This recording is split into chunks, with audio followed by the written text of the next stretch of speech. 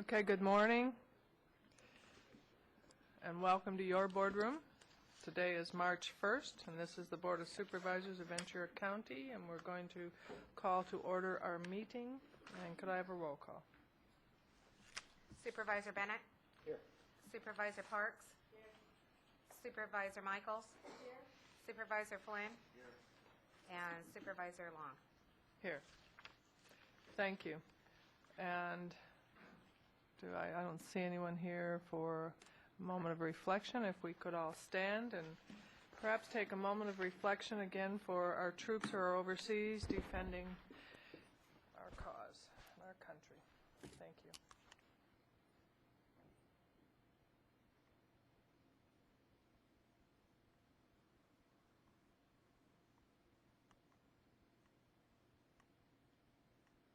Supervisor Michaels, would you lead us in the pledge? My pleasure. Hand over hearts. Ready, begin. I pledge allegiance to the flag of the United States of America and to the republic for which it stands, one nation under God, indivisible, with liberty and justice for all. Second. There's a motion and a second on the minutes of our meeting of February 15th. Seeing no objection to that, it will be received and filed. Agenda review. Good morning, Mr. CEO. Good morning, Madam Chair, members of the board. There are a couple of changes. We have a revised resolution for item 30. And it says item 26, correspondence agenda. Item number 3, revised materials. Those two separate items were included within this one item during the agenda preparation, which caused the what? Correspondence. Caused the correspondence agenda item 6 to be added. And the item should be referred to as the Sheriff's Department, not the Public Works Agency. Not quite sure how that happened. But, addendum agenda item number 27, which is the extension of our local emergency proclamation from the storm damage.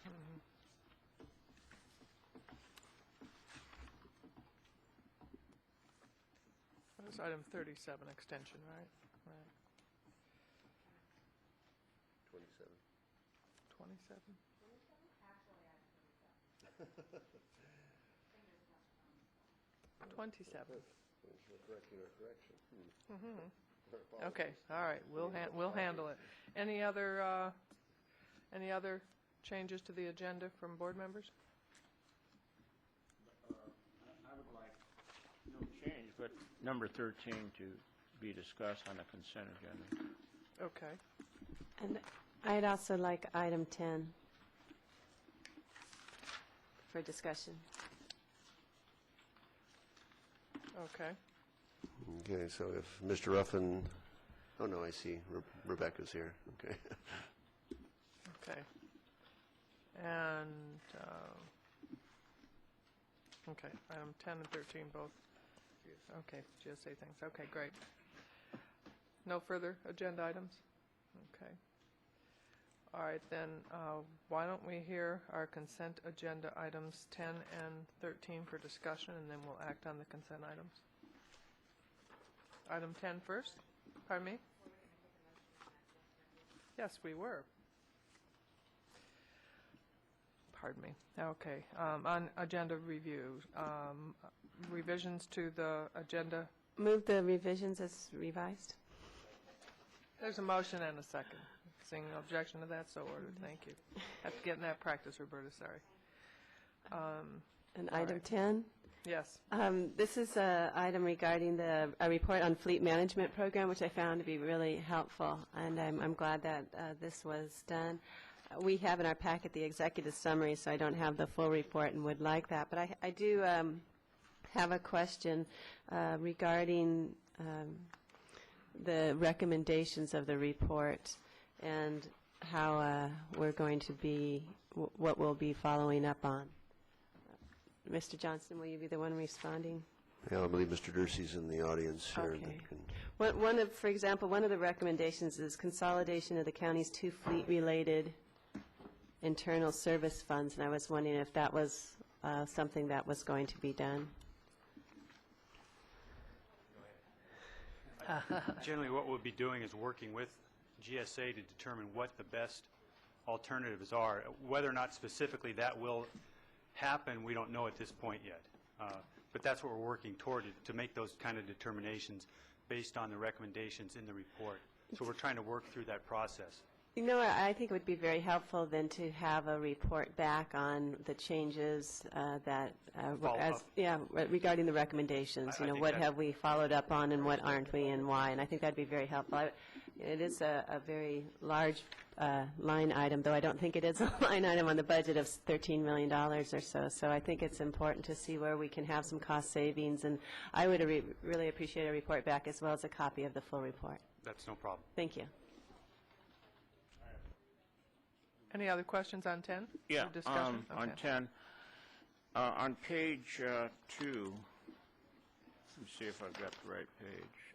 Under executive summary, it talks about the current cost chargeback system. Is there going to be a change? There's defined right in the paragraph below that, a good system based on chargeback system. What is the plan for that? We're trying to develop a new, a more accurate system through GSA. GSA is trying to develop as we go along. They're trying to fine-tune their whole charging system to more accurately reflect the cost of the operations. For example, just recently, last couple of years, well, I think it was starting this budget year, we had direct charges for fuel rather than try to incorporate all the fuel charges into a per mile charge. We're actually charging a little bit less for the per mile charge, but departments are responsible for their own fuel charges. So we're trying to fine-tune the process as we go along. So we're constantly, the idea is to constantly try to work that so we can get the best reflection of cost and without the huge spikes and fluctuations. Just a question, maybe I knew it in the answer in the past, but how do we purchase, where do we buy these vehicles? Where? Yeah. From whom? I think, go ahead. Well, You have to Wanna come to get the on- mic. We Please. do bids for most of the vehicles. The patrol vehicles would come off of the state of California contract that we piggyback on. We save money on that then? Yes. Okay, thank you. Further questions on 10? I just make one comment, you know, that when Paul refers to the reflection of cost, all the costs are captured. The auditor's office goes through all those. The question or the dilemma that we have is between trying to establish steady rates for the departments for budgeting purposes, but at the same time attempting to reflect their usage so that it creates an incentive for them to look after the amount of resource being used. Sometimes you know, when you smooth it out and put it all in one large pot, then everybody figures somebody else is taking care of it. On the other hand, if all we do is cost account this down to the specific vehicle in a specific department on a specific day, we spend a whole lot more money trying to do that in the accounting function than it's worth, and so it's a balance that we try to achieve.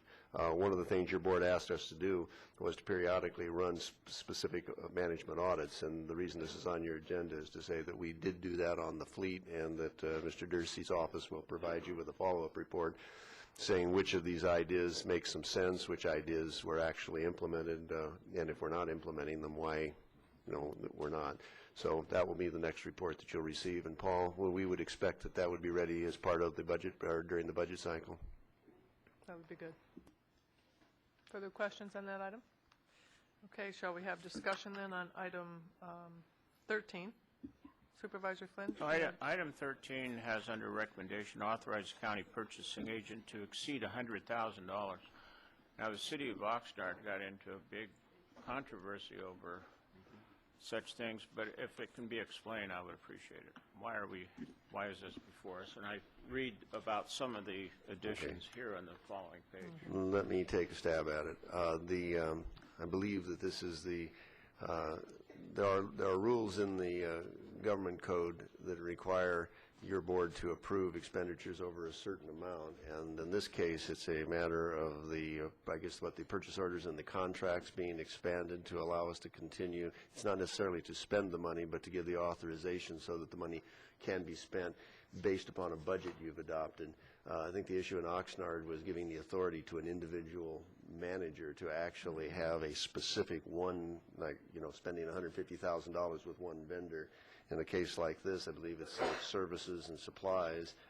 It will be ordered by various departments through their budget appropriation or authorizations, and that as though their demand on these contracts increases, then the ceiling on the contract has to be adjusted. We don't do that at the staff level. We bring it back to your board sometimes 2, sometimes 3 times a year so that you can keep track of it. Thank you for the explanation. I just think something like this needs to be explained, going into detail as you have, because it's a question the public would have. Right. And that was my stab at it. Rosa, was there anything else we should add to that explanation? Was that reasonably closed? Okay, thank you. I have a question on this item, too, if I may. Sure, It's certainly. a pretty extensive list of all the different vendors for services that exceed $100,000. And my question is, and this we've done before, I know, on the board, is it because we're estimating, are we underestimating, so we have to come back and do this? Are we, were we short to start with? Or? I didn't say good morning the first time. Good morning. Good morning. Yes, what our department tries to do is, at the beginning of the fiscal year, we contact those agencies, those departments that use these services.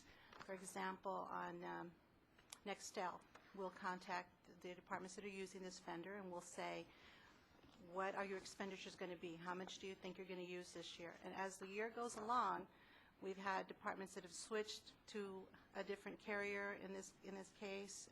Therefore, we're increasing the dollar amount. They might decide, like in some of the cases here, the medical center, because of their accreditation, they're having to do more repairs. So yes, a lot of these are unexpected, and that's why we come back sometimes, like Mr. Johnson said, we come back 2, 3 times. We try to keep it to a minimum, but we do have to come back from time to time and revise our figures. Thank you.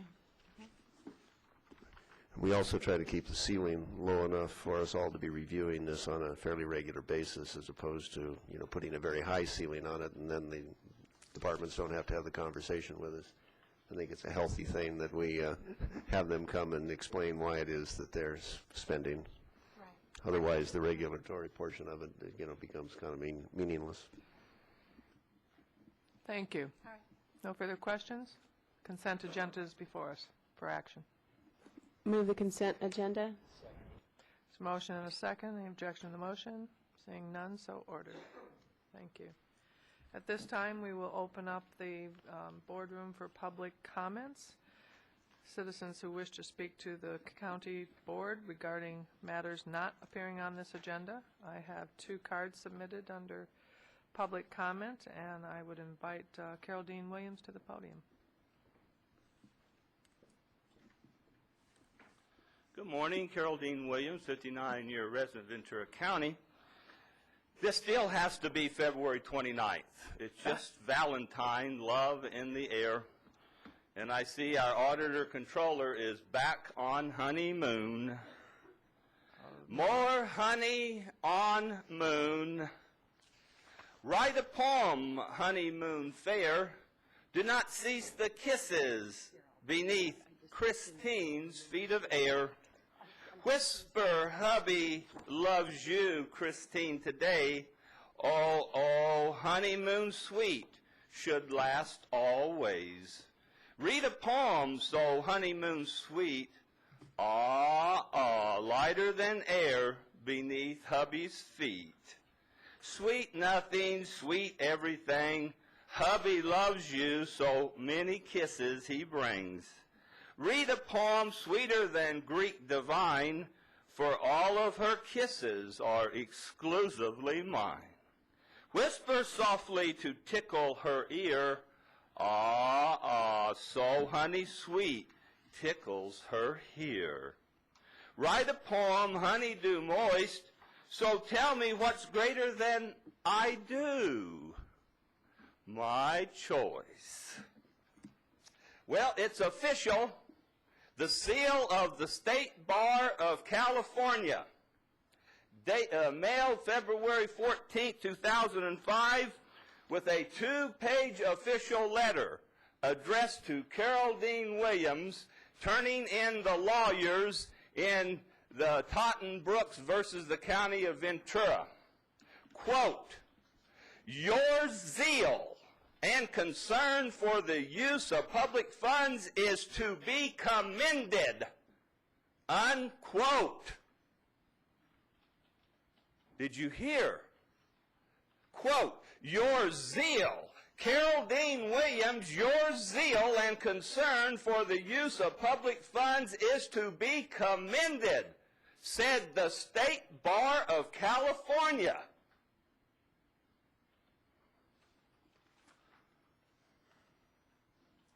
Well, the History Channel is running 500 years of Nostradamus. This is the year of 500 years that he wrote in his quatrain that he would be more popular 500 years from when his books were published. And since it was on the History Channel, it should have added some validity. You cannot deny, what did they say, 33,000 quatrains he wrote? This is the 500th year that he wrote. Here's John Bunyan, not Paul Bunyan. In the state of California, when the sheriff arrests you, he has 3 hours to take you to a phone for your phone call. 3 hours. I have been denied that right over and over and over again. But I have John Bunyan as my companion. After I, John Bunyan, had laid in prison about 7 weeks. 7 weeks. Carol Dean, count your blessings. Even though they still deny you a phone call within 3 hours. Count your blessings. Name them one by one. 1776. You know, here, Nostradamus lived approximately 100 years before John Bunyan. 100 years. Almost the same generation. And the Church of England, you could only pray out of the Common Book of Prayer. Can you imagine how far we've come? There was no prayer this morning. There was no prayer. But it's not out of the Book of Common Prayer. For future business, the Auditor Controller has answered my inquiry about the District Attorney, but you're not CC'd. This is directly related to Sheriff Brooks and District Attorney Greg Totten signing papers under perjury of the inventory list. Thank you, Mr. Williams. Thank you.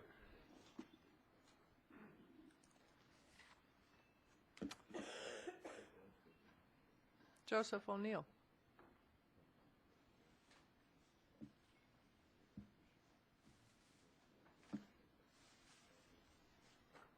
Good morning, Supervisors. Good morning. Good morning, Mr. Claiborne. I'm here to talk about what I ask is simply a request that the policymakers, which are the Board of Supervisors, consider something to do with the way that this county deals with wild animals. I'm not going to rehash what I consider the slaughter of this tiger, but I'm going to talk about, if I have a minute, I'm not a sheriff and I'm not law enforcement, but I have successfully represented many people in opposing as well as using force. I have been fortunate enough to have paid my mortgage with some of the judgments that I've received here.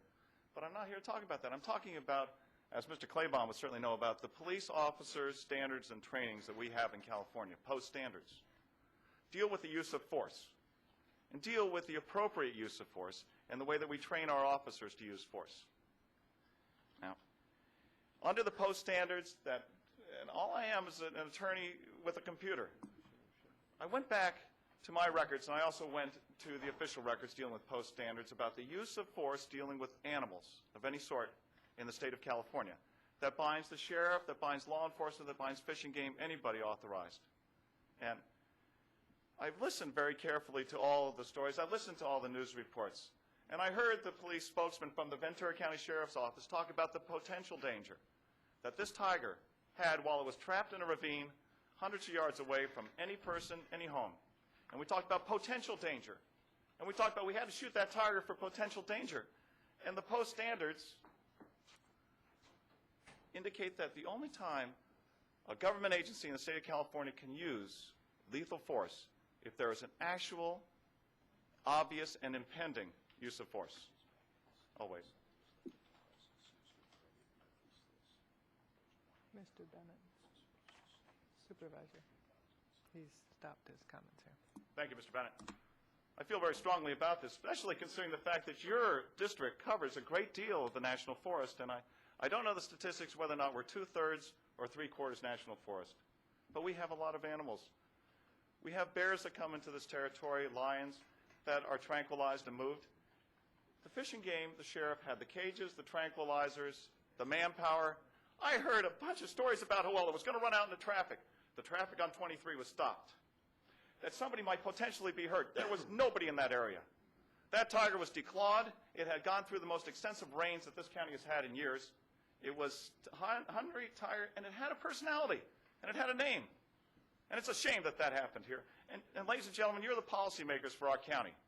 I listened to the sheriff, and I heard him say, no, it's a fish and game, and we're going to blame the people who raised that thing and blame the people who brought it in. The use of force when there are other alternatives, and they can't explain not even trying, makes me feel, for just my opinion, that the actions of law enforcement, the killing of slaughter of this tiger, does not pass the smell test. And my anger has got to be tempered because it's their decision. But my strongest anger is for those who remain silent. And you are the policymakers here. And I'm just simply here to ask that this not be a total waste. I mean, there's a strong feeling about this.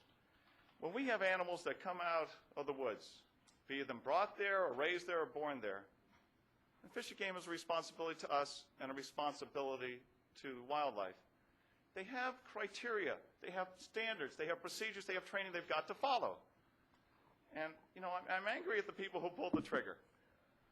But my anger is the loudest for those who remain silent at this point in time about what we should be doing. I've read the paper, I've read the news. I have not heard a word from anybody in the county. I've not heard anything from any of you. And I'm just, you know, I'm just shy of disappointment, but I'm here to ask simply that to avoid any potential problems in the future by law enforcement, by wildlife officials, by anybody. We have to know that other alternatives are taken. So thank you very much for your time. Good morning. Thank you for your comment, sir. That concludes our public comment opportunity. I have no further cards that have been submitted, so we'll move now to board comments. Supervisor Parks. Thank you. One of the items I did want to comment on was the tiger and its being killed. And the comment that I have is regarding Fish and Game. It's a state agency, but their comment to the incident was that it was a success. And that disturbs me because a success would mean that they were able to tranquilize it and the tiger didn't have to be killed. So I realize the assembly member in the area is looking at this issue, but if they consider that a success, I think they need to revisit the issue. Also, I wanted to mention, I read in the paper today that SCAT has been shut down because a pipe broke in their compressed natural gas tank. And I thought, well, you know, if SCAT was countywide, we have one out in Thousand Oaks that they certainly could be using. And that's something just to illustrate another example of how unfortunate I think it is that we do have a disjointed transit system. We don't have one bus that serves the county. you have to continue to transfer and all. So I would just, I've mentioned this at VCTC, and there has been interest, but nothing has been done in that regard. But it sure would be good to be able to improve transit in our county, something I think is sorely needed. And having a system throughout the county, I think, would go far. I also wanted to mention I had the pleasure of sitting in on juvenile court for children or youth that have some mental disabilities, Adelante Court, with Justice Back. And I was just so pleased to see the cooperation and coordination of the different agencies of the county, from behavioral health to our probation and the sheriff, seeing the DA, the public defender, all coming together and really reviewing each individual case and going through a pre-meeting with them and then actually going to the court date. And it just really gave me a lot of hope and appreciation for the county's system of care there. And then I also wanted to ask that the Board of Supervisors adjourn in memory of the people on this list that I'll provide. But I do want to also mention a very unfortunate death of Kent Behringer, who was on the Oak Park MAC, and it was a very unexpected death. And he was just such a wonderful individual, been helping Oak Park area for a long time, not only as a MAC member, but also as a member of the Parks Advisory Board for the Rancho Senior Recreation and Park District. Just in addition to the fact that he was wonderful in his representation of residents and his desire to help the community, but he was just also one of the nicest individuals I have met. And my thoughts go out to the family, and also we know that he will be sorely missed. I'm looking right now at a naming opportunity for Kent out in Oak Park. I think would be very appropriate. Thank you. Supervisor Flynn. Thank you. I'd ask the board to adjourn in memory of the people on my list. I submit to the clerk. Let me just talk about a couple of items. You mentioned, Linda Parks mentioned the fueling possibility at 10,000. Is your mic on, John? I'll start all over again. Supervisor Linda Parks mentioned an option in Thousand Oaks for filling up the buses with natural gas. I asked at our last meeting of SCAT if we had some other source, and the staff said no, so we'd have to look into that. It may be a possibility there. Our staff, SCAT staffs, when I say our staff, I mean SCAT staff. So I did raise the question. On the tiger issue, it seems to me that the people who were in charge of controlling that tiger could have made several assumptions. One of them is that when an animal like that, and I'm sure we could assume the animal was owned by someone, an animal that owned by someone becomes very dependent on that someone. And you could assume, I think, that the stomach would not have anything in it. And the paper reported that that was indeed the fact. I think an assumption like that could be made. The tiger was weakened. I would agree with Joe O'Neill and his comments and your comments about the tiger. The thing that concerned me most is the picture of the tiger being picked up by a helicopter. And that is a terrible lesson, I think, for young people to see. There is today cruelty to animals, just like cruelty to human beings. And we don't help that at all when we pick up a tiger with the body of a tiger with a helicopter. That shows that total insensitivity to the whole issue of the treatment of animals. Supervisor Bennett. Thank you. I'd like to ask the board to adjourn in memory of the people on this list. I also do want to point out that last weekend when we had the second big wave of storms pass through again, we had some just remarkable, I have to call it heroic work by people in Watershed Protection District in the Ojai Valley. Trying to figure out how to properly thank those people, but there are people in Casita Springs and people that use Highway 33 that literally would not have had Highway 33 open on Monday morning had these gentlemen not work all night Saturday night, all night Sunday night. And these aren't shift workers. These are the only people that were available. They built a road all day Sunday so that they could get back into the debris basin and work all night Sunday night because it had gotten so muddy. And they just did a tremendous job, and I just think we constantly, see the easy references to the places where government employees have fallen down below the standards that we want them to have, where somebody's not done the job. We rarely see, and we rarely give much credit or have much publicity about the public employee who didn't have to, but who got up at 1 o'clock in the morning to go check on the channel and then work all night and then be there all day. Literally, I saw one employee, John Largamosino, he was punch drunk. But he was committed. He was going to keep that channel open, and he barely did it. And if he hadn't have been there every minute like he did, it wouldn't have happened. The channel would have clogged. All of that debris would have come across Highway 33, and you would have had people in the Ojai Valley and people in Casita Springs really suffering as a result of that. So just wanted to point that out to everybody. There's a lot of remarkably dedicated people that serve this county. Thank you. Supervisor Michaels. Yes, thank you. First of all, I would ask that the board adjourn in memory of the people on this list. They will be sorely missed in the community. 2 of them are veterans who served our nation in other wars, and they will be greatly missed. We appreciate their service. A different view on the tiger. These are not warm, fuzzy, cuddly, loving animals. They are wild animals. They are highly unpredictable. I don't care if they're hand-raised. Case in point, Siegfried and Roy. At any time, they can turn. They will revert to their natural instincts.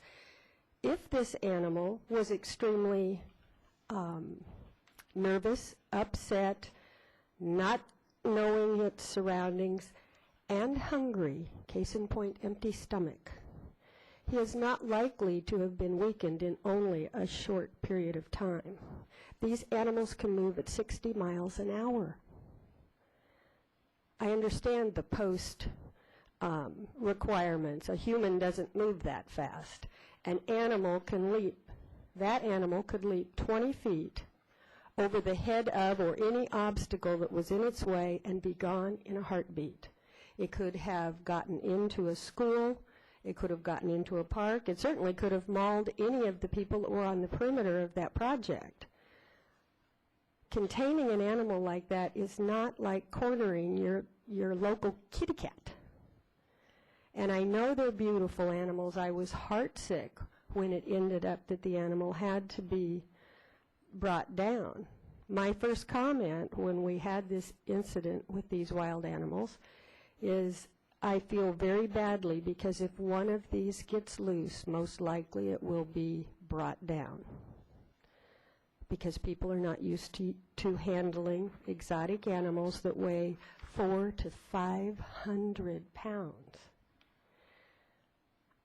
I understand Supervisor Flynn's concern, but I don't consider it disrespectful to the spirit of that tiger to have used a helicopter to put it into a truck. How many persons would it have taken to have lifted total dead weight of 400 to 500 pounds? And I think that's less respectful than to get the animal out of the sight of people and get it taken care of. So while I understand that there are people that are angry, yes, I'm angry that we lost that cat. Should an animal like that be hand-raised? Probably not, but you take your own chances with your own animal.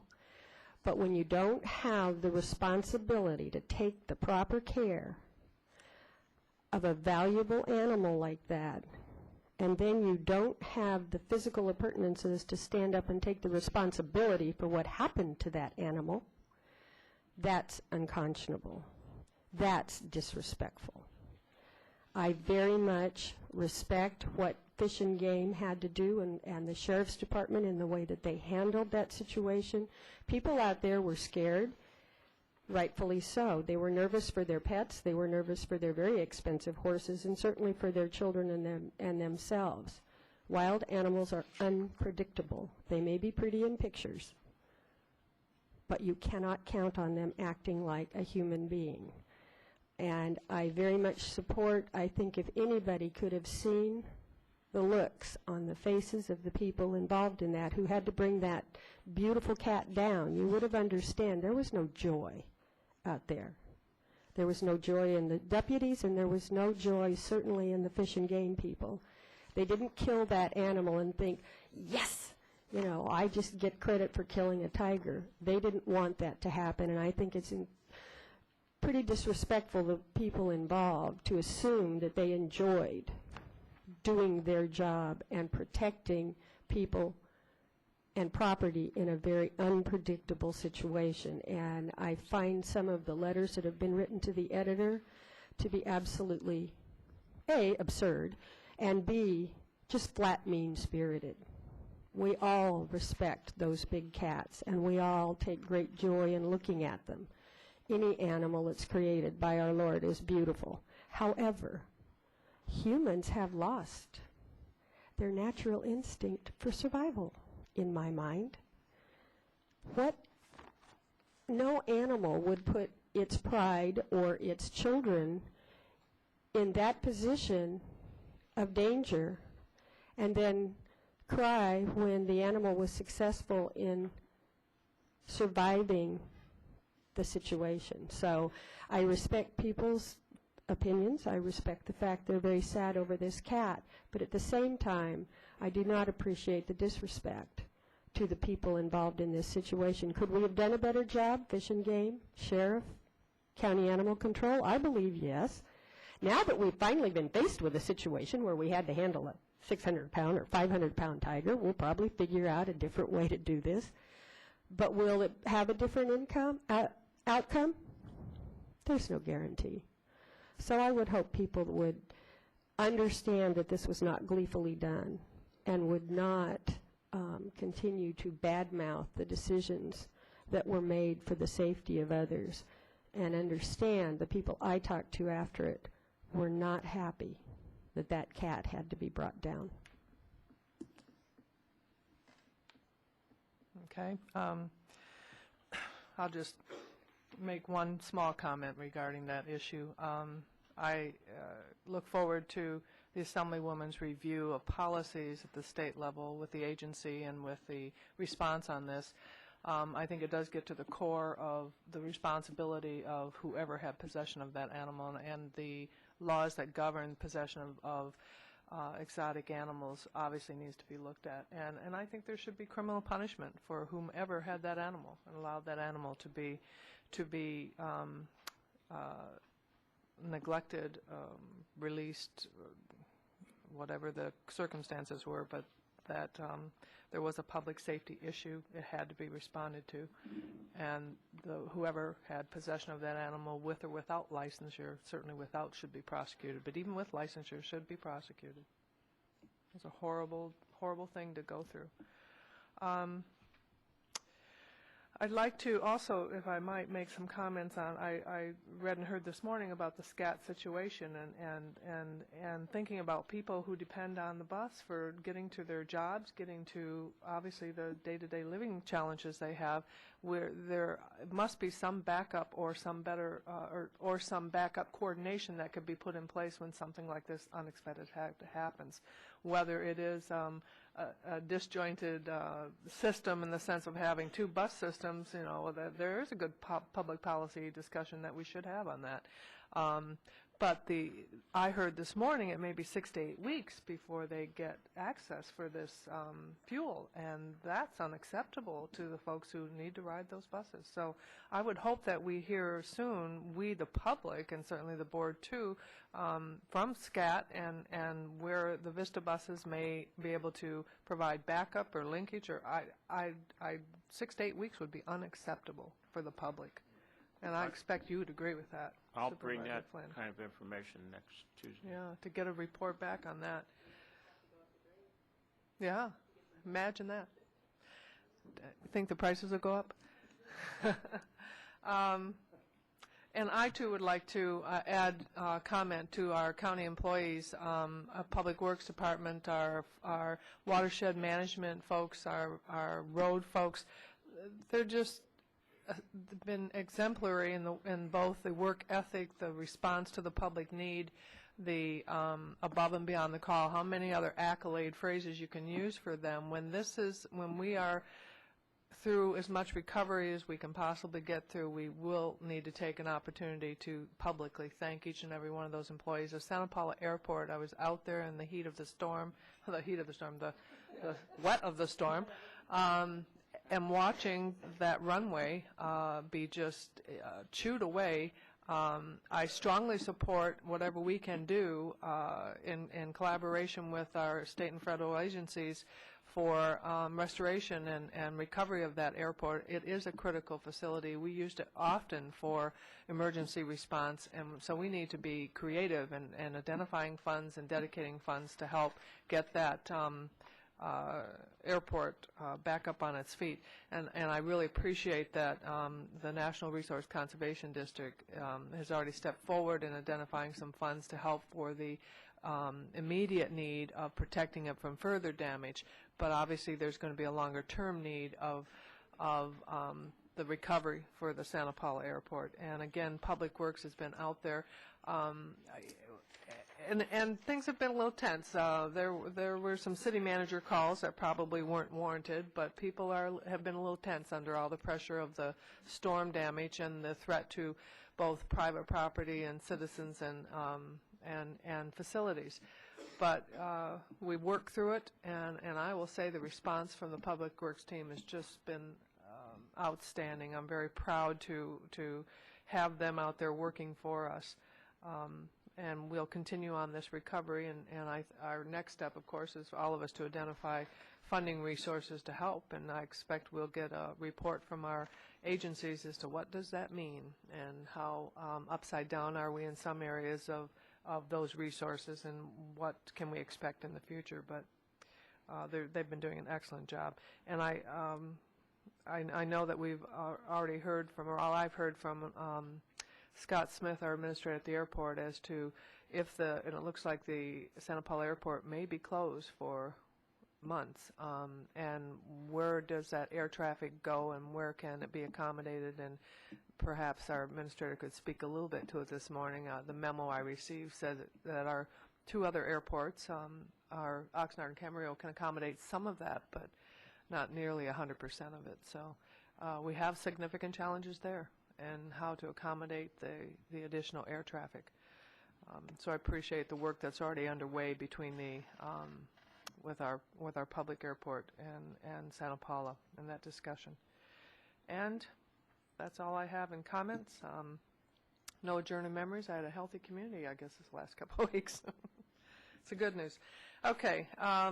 We are finished then with board comments and the consent, and we'll move now to item 24 and invite Scott Smith, our airport administrator, up for approval of the lease amendment with the Commemorative Air Force.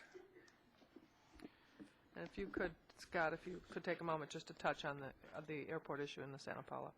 I'd be happy to. Thank you. Thank you, Madam Chair, members of the board, Mr. Johnston. Before you, Scott Smith, Department of Airports. Before you is a lease amendment with the Commemorative Air Force. They have tenant at the County Airport Camarillo since 1996. They're on a 25-year land lease, and on that parcel they built two 15,000-square-foot hangars, and they have an aviation museum, and they're dedicated to the restoration and operation of World War II aircraft. The Commemorative Air Force recently had some additional airplanes donated to their custody and care. And one of these airplanes was a larger wingspan airplane called a Convair. So they've been scratching their heads to figure out how they're going to keep these airplanes under cover, because they do require to be inside to be maintained and in flying condition. So they have proposed building a third hangar on their parcel that would take a parcel, take an addition to their lease parcel of about 12,000 square feet. And we have negotiated a lease amendment with them that would extend their leasehold toward the east into the what is right now a fairly wide driving lane from one of the gates on the south side of the airport. But what we've worked out with them is an expansion that we think would work well. It would give them just enough room to site their hangar appropriately. We don't believe it would cause us any operational issues. We could still have the driving lane maintained, and it would not result in any loss of county tie-downs or capacity. If this lease is amended, then the new improvement of the hangar would revert to the county at the end of the term, as do the other leases or hangars. We would gain also a little bit of additional rent, about $164 a month, and that's at the 50% rate that they are currently under in recognition of their status as an aviation museum. Should your board approve this, then the Commemorative Air Force will go ahead and get all their design done and get under construction probably sometime this late spring, early summer.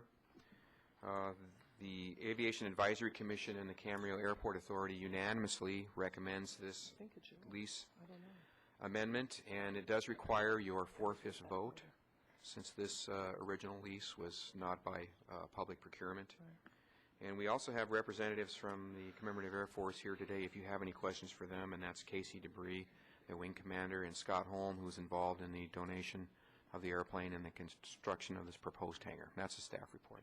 Okay. Other questions for staff? Do we have any cards? We have no cards. The item is before us.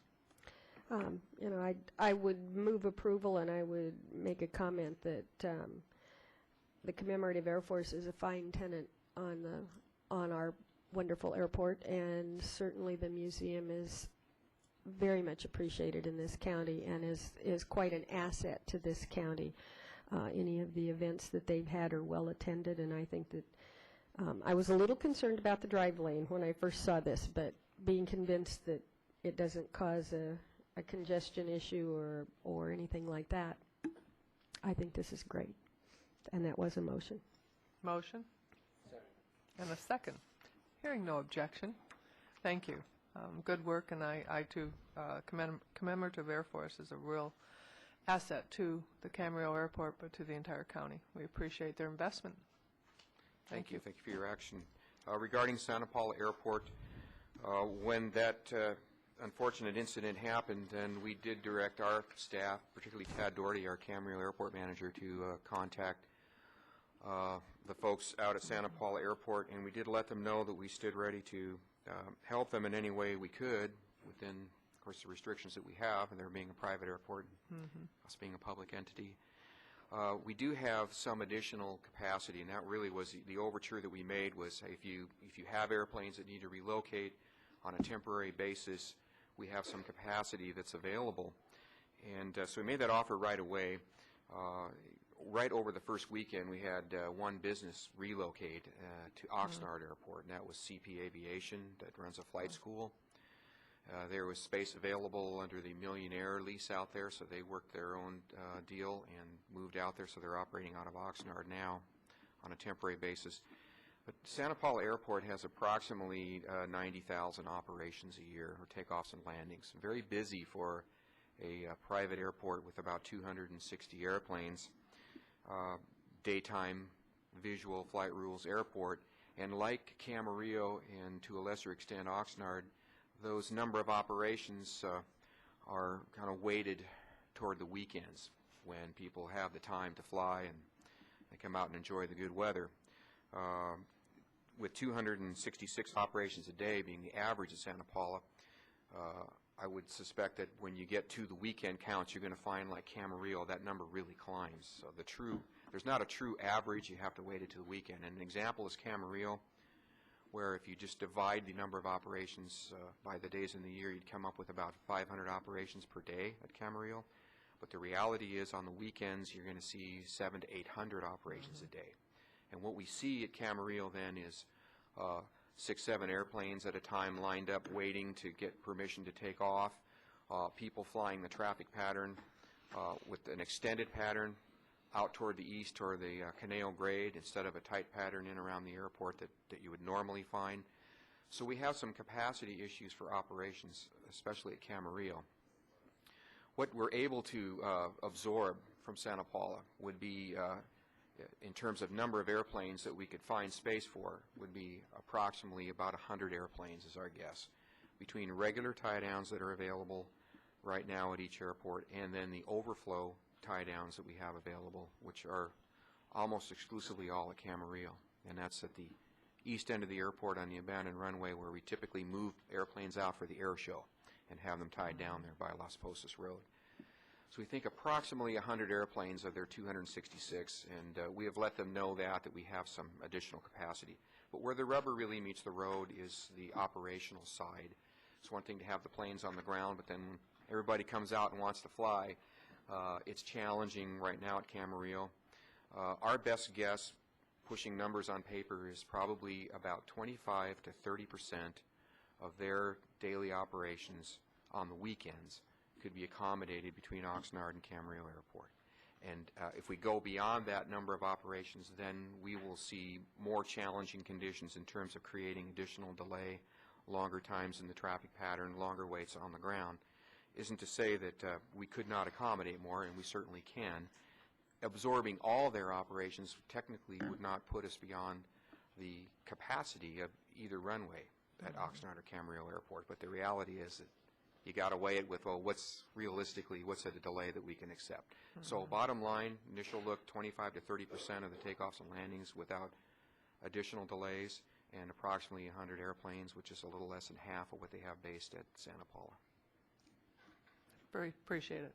Supervisor Yeah, Flynn? it's a terrible thing what happened in Santa Paula, but there's some lessons to be learned there about the flow of water in a river lessons, because that airport has gone through many, many floods without damage, as we saw this time.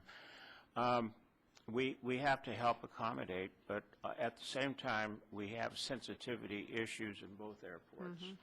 And sometimes they can become major issues. I think that with our cooperative approach with pilots, with operators of aircraft, and stressing sensitivity to the neighborhoods, because the touch-and-go operations on weekends especially can be very troublesome.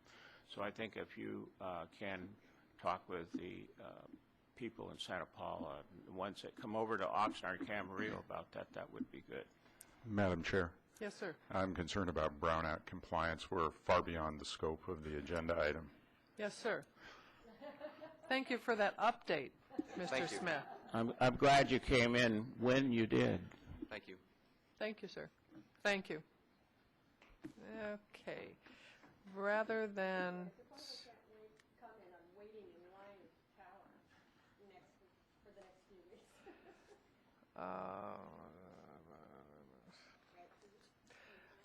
yeah, will 25 take long? Amy, okay, she said no. Come on down, 25. Ratification approval of submission of a grant, State of California. Employment and Training Services. Good morning. Good morning, Madam Chair, members of the board, Mr. Johnston. My name is Amy Fonzo, Executive Director of the Workforce Board. On behalf of Tom Van Berkom, Chair of the WIB, and Ted Myers, Director of the Human Services Agency, we are requesting your approval to submit a grant application to assist dislocated workers, particularly farm workers this morning, where their employment has been affected due to the rains since December.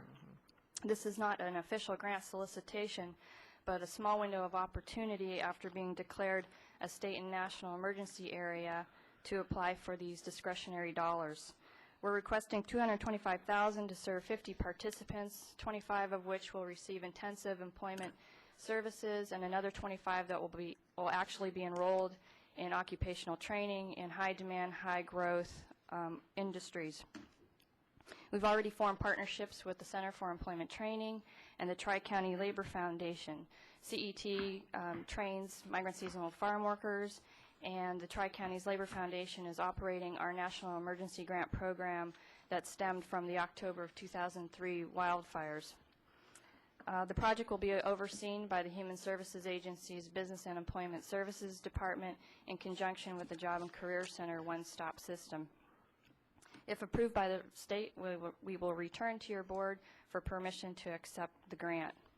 I'd be happy to answer any questions at this time. Other questions? Seeing no questions? Quick comment. Comment? Just quick, because I think a touch of the staff report was not quite correct. This is a ratification of a submission that had to be done because of evidently a short window of time. So, and certainly it would come back to the board, but it says right in the item that it's a ratification, and the board needs to be aware that this particular one did have a short window in it. Okay. Move approval? There's a motion and a second. Seeing no objection to that motion, so ordered. Thank you. Thank you very much. Okay. Next, it is 9:30, and welcome to your boardroom for our first 9:30 public presentation.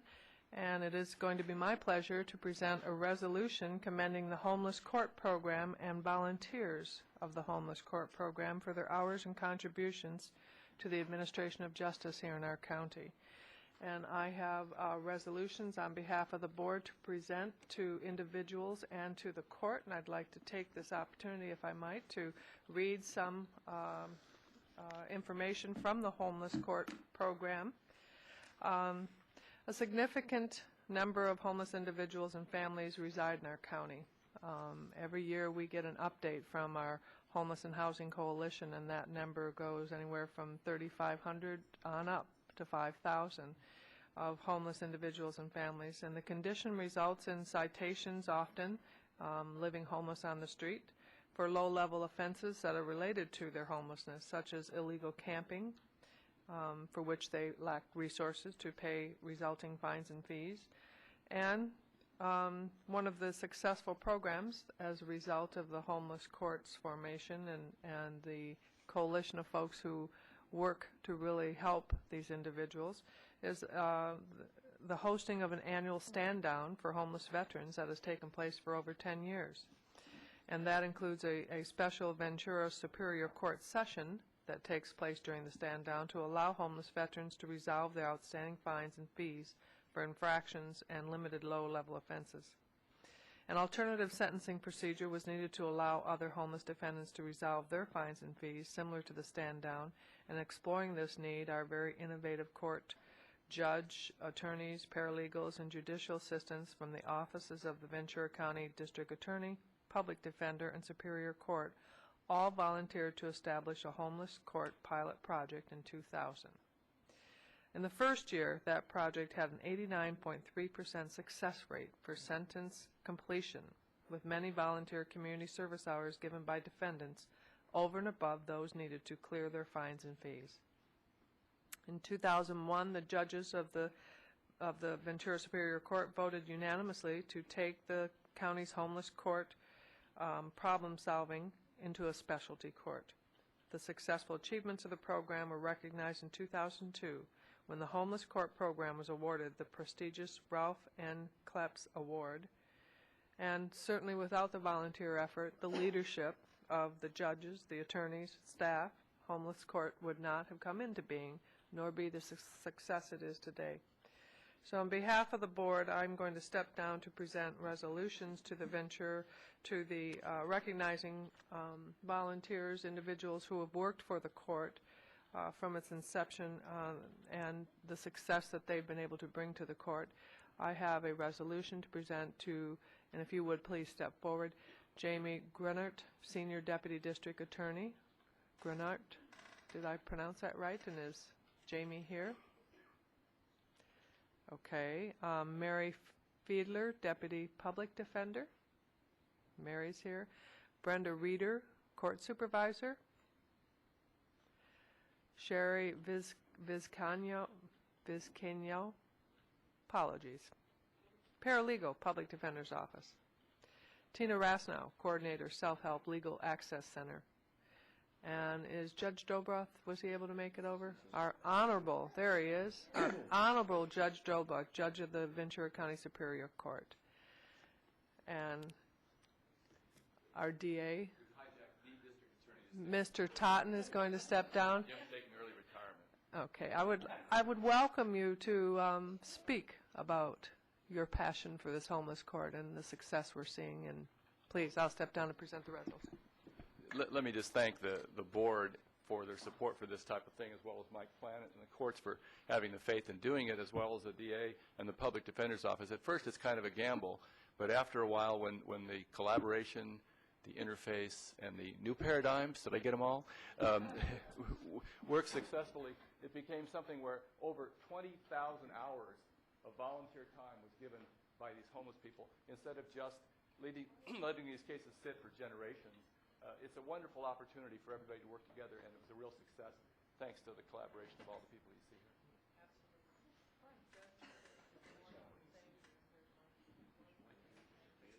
Mr. DA, would you like to say a few words? Chance here. Please do. I want to just thank Judge John Dobroth. I think he has been instrumental in making this program a success. I think also Tina Rasnow has played a real leadership role. We're happy to be a small part. The Deputy District Attorney that represents the District Attorney's Office, Jim Grunert, is a Vietnam veteran, cares deeply about the program and has put a lot of passion and heart into it, and I am very proud of him and very proud of the work he's done. Thank you.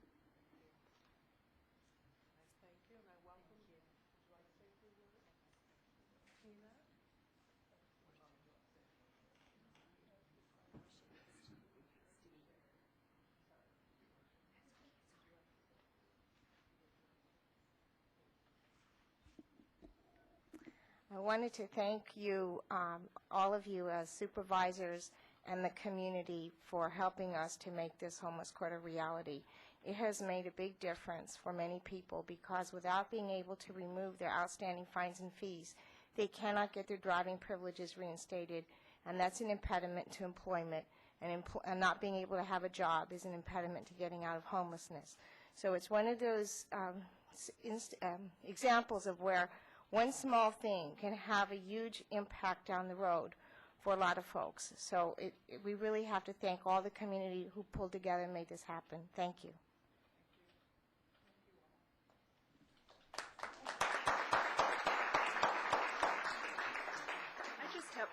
I just have a couple of comments on behalf of all my clients. Is it not turned on? Just push the whole thing up from the. I just have a few comments on behalf of all the clients that I've personally represented at Homeless Court. I really appreciate Tina's work in getting this going, and in Judge Dobroth's effort in trying to help us get this going, because it wasn't a really popular program in the beginning. But I can tell you, to see the joy on the faces of homeless people who feel like they've contributed something to the community instead of just being thrown away as worthless has been an unbelievable experience for me. And I'm retiring next week, and I'm disappointed to be leaving this particular assignment, but it's time for me to move on. And we do appreciate the support of the community. We certainly could not have done it without Sherry Vizcaino in our office, because Sherry was the heart and soul of getting all the work done, and she really deserves a lot of credit for what's happened with Homeless Court. Thank you. Madam Chair, may I just make a comment while you're taking your picture? I'd like to thank each one of you. I'll wait till you get through the picture.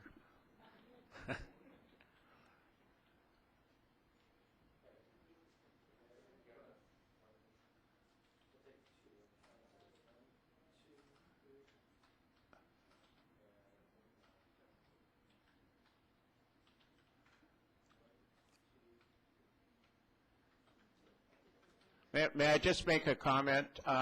This is really a watershed event that you have brought about in the county, each one of you, for your participation. And especially Judge Dobroth for being a leader to agree to this. I think it's just outstanding. The impact that you, Judge, have on Ventura County is absolutely amazing. Thank you.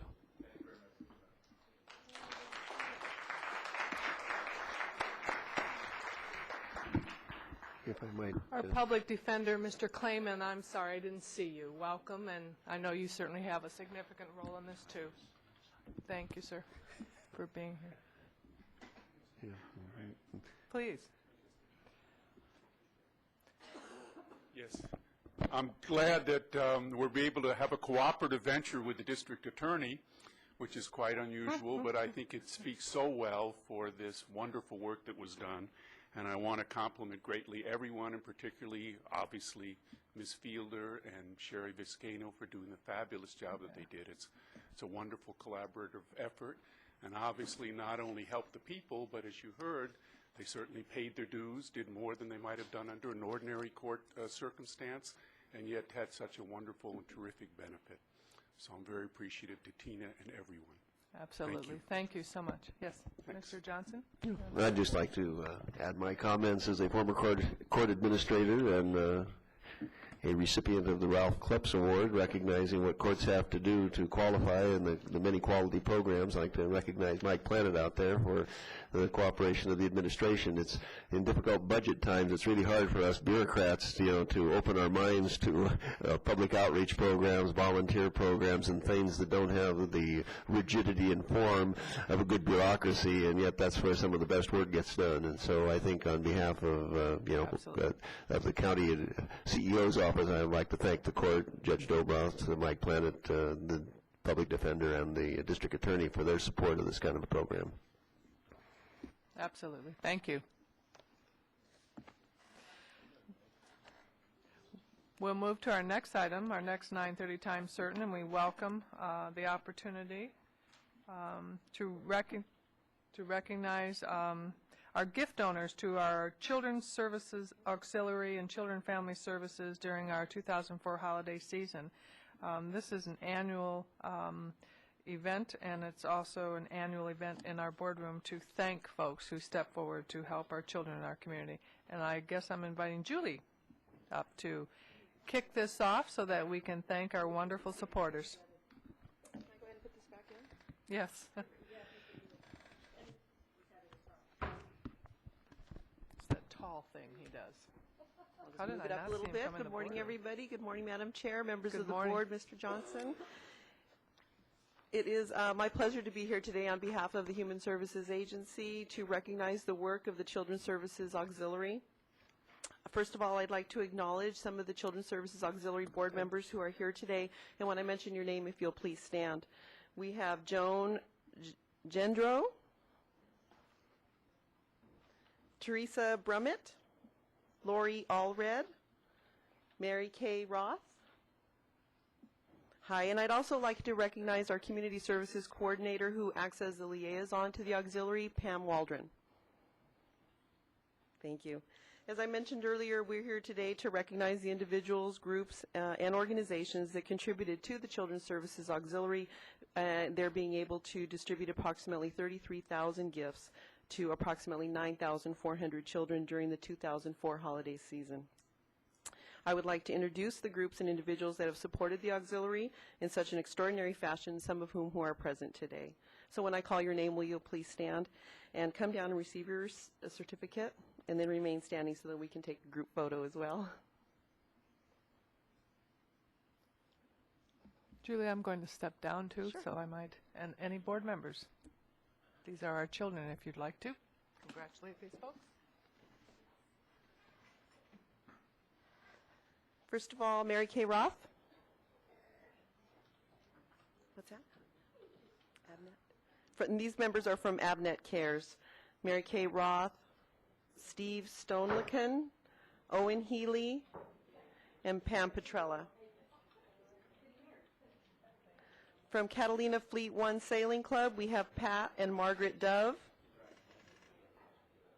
From the Office of Dr. Pierre Fay, we have Andrea Lund. From the Fillmore Women's Services Auxiliary, we have Jan Nerig, who is the president. From Intercontinental Realty, we have Krista Stevenson. From the Internal Revenue Service, Steve Roth. From KVTA, the Dave and Bob Show, we have Dave Siniero and Bob Adams. Yeah.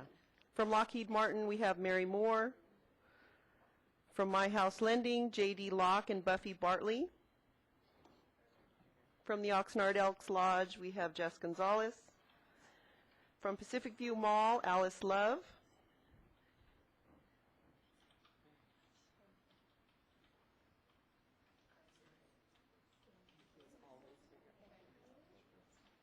From Starbucks Coffee Company, Leanne Mesa.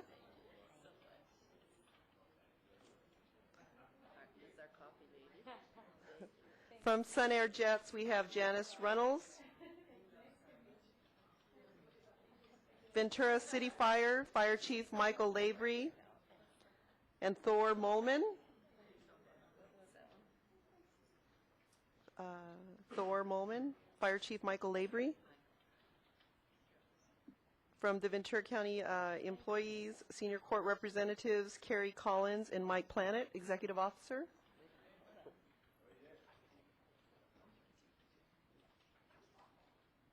From Ventura County Escrow Association, Jen Cameron, President, and Lexi Howard.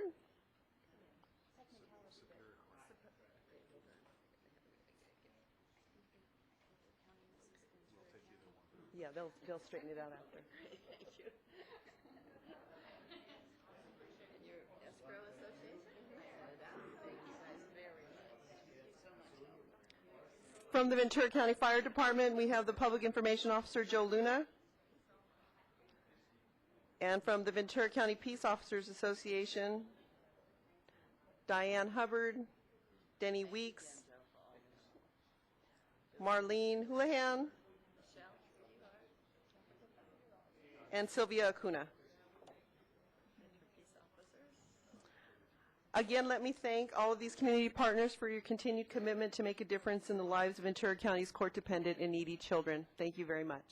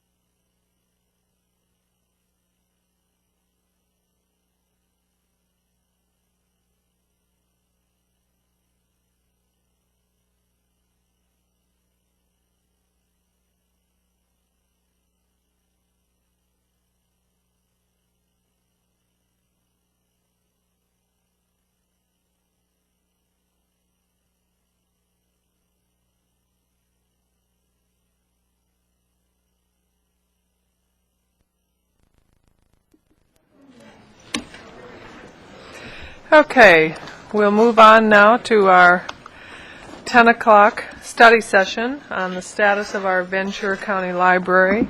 And I welcome certainly our director, Stuart Kreisman, to the podium to go over the materials and the agenda and give us a status on the library. And I'm also pleased to see so many of our friends of the library here from Fillmore and Port Hueneme and others I probably don't know, but welcome. We're glad you're here. We know you're very passionate and concerned about our libraries, as this report gives us the good, the bad, and the ugly.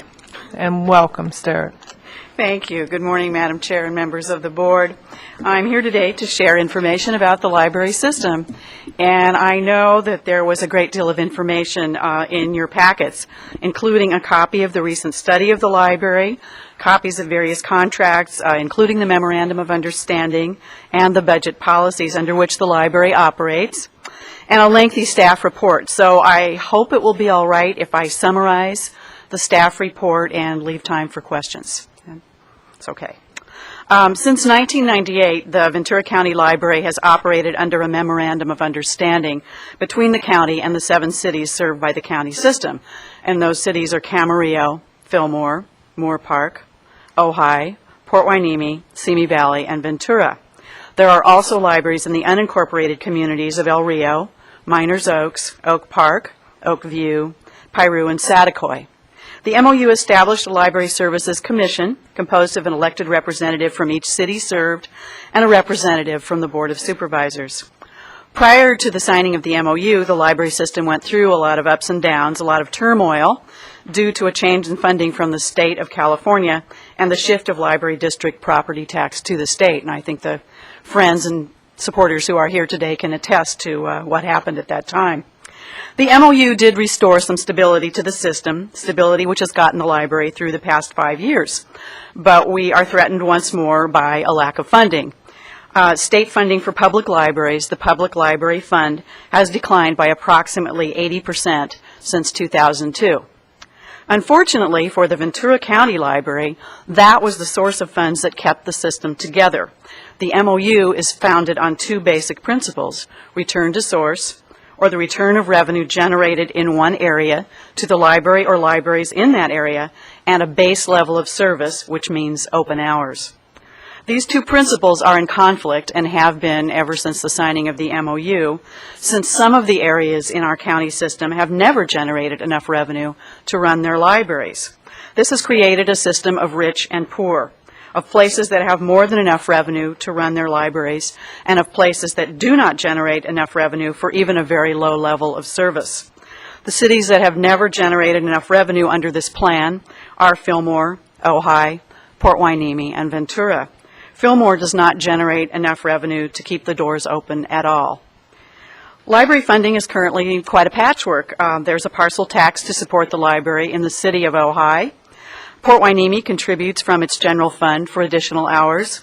The city of Ventura uses CDBG funding to keep the Avenue Library open. Now, I've read in the papers that the cities of Ojai and Ventura already have budget problems of their own, so I don't necessarily anticipate any backfill for library funding in the coming fiscal year, 2005-2006. I'm not so sure about the budget situations in Fillmore and Port Hueneme. Anticipating this state of affairs, in 2003, the county hired Management Partners, Inc. to study the library system and the MOU and everything we do to see if there might be a way to modify the MOU to provide that base level of service that appears to be promised. Management Partners worked with members of the Countywide Library Commission and with library and city staff. They found, among other things, that this is the poorest county library system in the state, for counties with a median income of $50,000 or above. Other findings are that county administrative costs are not out of line when compared with other jurisdictions, and that this system has relatively more small service outlets than other comparable county libraries. The study, unfortunately, did not find any new sources of revenue for the library system, absent a 2/3 vote of the people of the county, which continues to seem an unlikely prospect to me and to the elected members of the Library Commission. The study put forth a number of recommendations for consideration by the Library Commission. Option 1 was the status quo, do nothing. Option 2 was change public library fund allocation. As I've explained, the public library fund has dropped to such a low level that there seemed very little benefit to doing this, little effect. Option 3 was to implement a formula allocation mechanism. This was based on the Orange County model, another formula-driven distribution of library revenue, but the formula suggested was not popular with the Library Commission and didn't really seem to be a viable alternative for this county. Option 4, discontinue the return to source formula for certain unincorporated areas. And option 5, modify return to source provisions to exclude motor vehicle in lieu user fees and interest earnings. Again, we were dealing with very small amounts of money, and there was not enough impact to the system as a whole. So the Library Commission very quickly focused on option 4, discontinue the return to source formula for certain unincorporated areas. Currently, the cities receive revenue for their libraries from within their incorporated boundaries and also from a certain portion of unincorporated area surrounding each city. Option 4 suggested severing that link between the unincorporated area revenue and the city boundaries and giving that revenue to the Library Commission for distribution at its discretion. This would not completely eliminate the deficits faced by some of our cities, but the hope was that it would, over time, give the Commission some flexibility and a means of addressing service level issues and inequities. As a result of the current formula-driven system, the Commission doesn't really have a way of improving the efficiency of the system as a whole or of establishing priorities for service on a more rational, regional basis. Each person who represents the city is representing only that city and the interests of that city. There's no look at the library system as a whole, even though that's the way it's constituted. The Library Commission took a formal vote on option 4 on February 3rd of this year. The vote was 4-3, with the cities of Fillmore, Ojai, Port Hueneme, and the county voting in favor of this option, and the cities of Camarillo, Moore Park, and Ventura opposed. The representative from Simi Valley was unable to attend this meeting, but that city council had previously approved option 4. This result is ironic in that option 4 provided a waiver to the Camarillo service area, meaning that they would continue to receive unincorporated area revenues. The city of Moore Park recently proposed a compromise, giving 50% of each jurisdiction's unincorporated area revenue to the Commission for use at its discretion. And assuming the same interest as previously expressed, that would make the count 6-2. I've also heard that Moore Park is exploring the possibility of withdrawing from the county system and forming a new alliance between the city, Moore Park College, and the Moore Park Unified School District. On March 8th, the City of Ventura's Library Advisory Commission will consider options associated with that city's structural deficit, which will no doubt include reductions in service. That City Commission recommendation will go on to the City Council in mid-March. Ventura has expressed interest in living within the limits of existing revenue and is considering various scenarios to accomplish that goal. City staff is recommending that any service cuts begin this May due to the city's inability to raise enough funds to cover this year's deficit. Fillmore, Ojai, and Port Hueneme all also have large deficits projected for 2005-2006. And I'd like to show you a PowerPoint slide at this time. Hello? There it is. And the next one, please. If you can see in the last column, now I do want to mention that this is a very preliminary projection. We are not complete in our, all our salary projections. So this is a look at likely areas of deficit, and it gives you an idea of the numbers, the range, how large these deficits are for some of the cities, and how difficult it potentially will be to cope with these deficits. We can keep that up there for a while, and I'd be pleased to answer any questions you might have about the library and what we're doing, what we're looking at. Questions?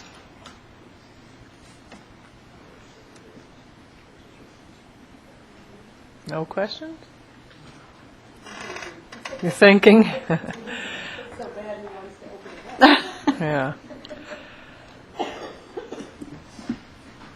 Stara, what is the situation regarding recommendation 4? That was approved and recommended by the Library Commission, but is there the authority without unanimity to actually do something with that? I will be bringing some further information to the board at a later date concerning that. I'm talking to county council about that. Okay. Can you identify the unincorporated areas serviced around Thousand Oaks by that library and the? Oh, there is a list. Alan, do you remember those? We do have a list. It's Lake Sherwood, Rolling Hills. Lake Sherwood, Rolling Oaks Estates, Hidden Valley, Lynn Ranch would be the unincorporated areas. Thank you. Thank you very much. Ventura Park area. Yes, that's correct. And I would note, you look at areas like Hidden Valley and Lake Sherwood, and they generate probably some of the highest property taxes in the county. And those funds go directly to the city of Thousand Oaks, which uses them for their library. But that is a revenue source in most counties that would go towards their library commission, as I understand. It would come to the county library in most counties. When the agreement with Thousand Oaks was consigned, we did not have a good library in the area. We now have the Oak Park Library, which opened last year, which is a very beautiful full-service library. How long has that been? The Oak Park Library? Oak Park, almost a year. Mm-hmm. The discussion here with the MOU, that doesn't involve the city of Thousand Oaks because they're not part of the system. Is that correct? Thousand Oaks, Oxnard, and Santa Paula also all run municipal libraries, although Santa Paula technically is not a municipal library. It's a special district. The other two are funded by their cities. On page 13 of the study,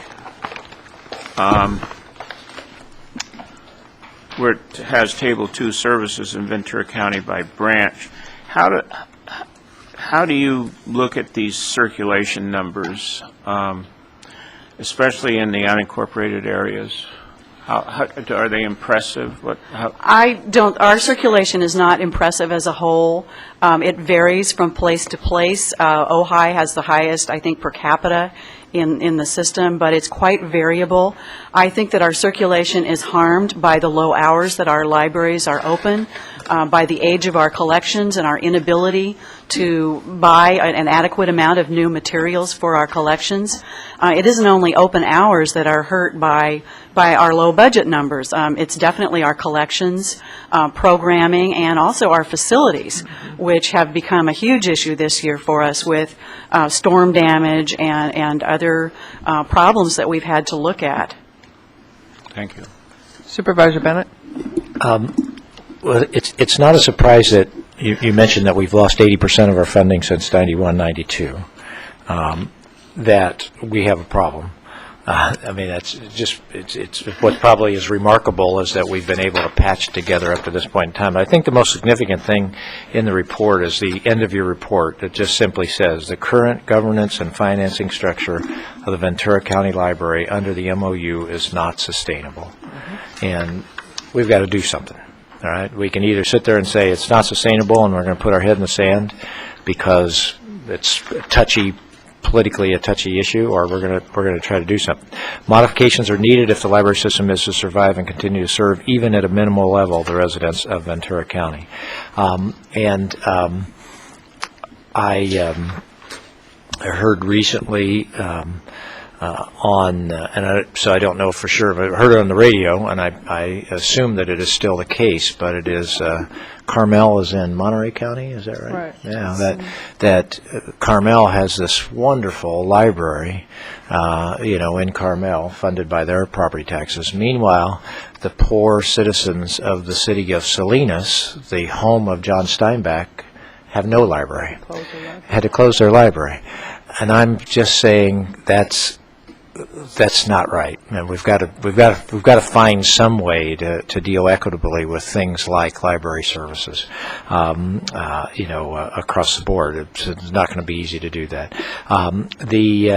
in terms of, you say modifications are needed, just real quickly, this Thousand Oaks MOU, in terms of modifications of that, is that something that, it's a contract, that's that annual contract that you talked with me about. But I think people have to get serious that there are modifications that are going to be needed, and everybody's got to be willing to sit there and talk about what are the modifications, try to find out what is the right thing that we should do for the library system as we move forward. So thank you very much. Thank you. Supervisor Michaels. Yeah, quick question. What happens, what's the downside? Who knows, the upside. If Moore Park should withdraw, Port Hueneme, City of Camarillo, you know, there's a discussion that they might withdraw from the system. What's the ramifications of that?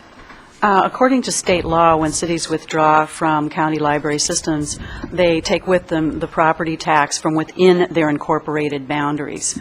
So the return to source provisions of the MOU would be modified by such a withdrawal.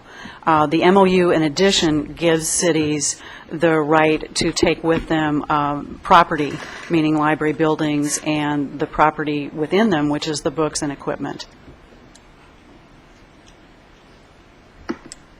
I'm really sorry I voted for that back when I did. You know, it's like other issues we have dealt with. It sounds very good. The theory is excellent. The execution sometimes is a disaster. And I'm beginning to think that this is one of those, because I certainly agree with Supervisor Bennett that you know, we can't have haves and have-nots when it comes to the provision of library services in this county.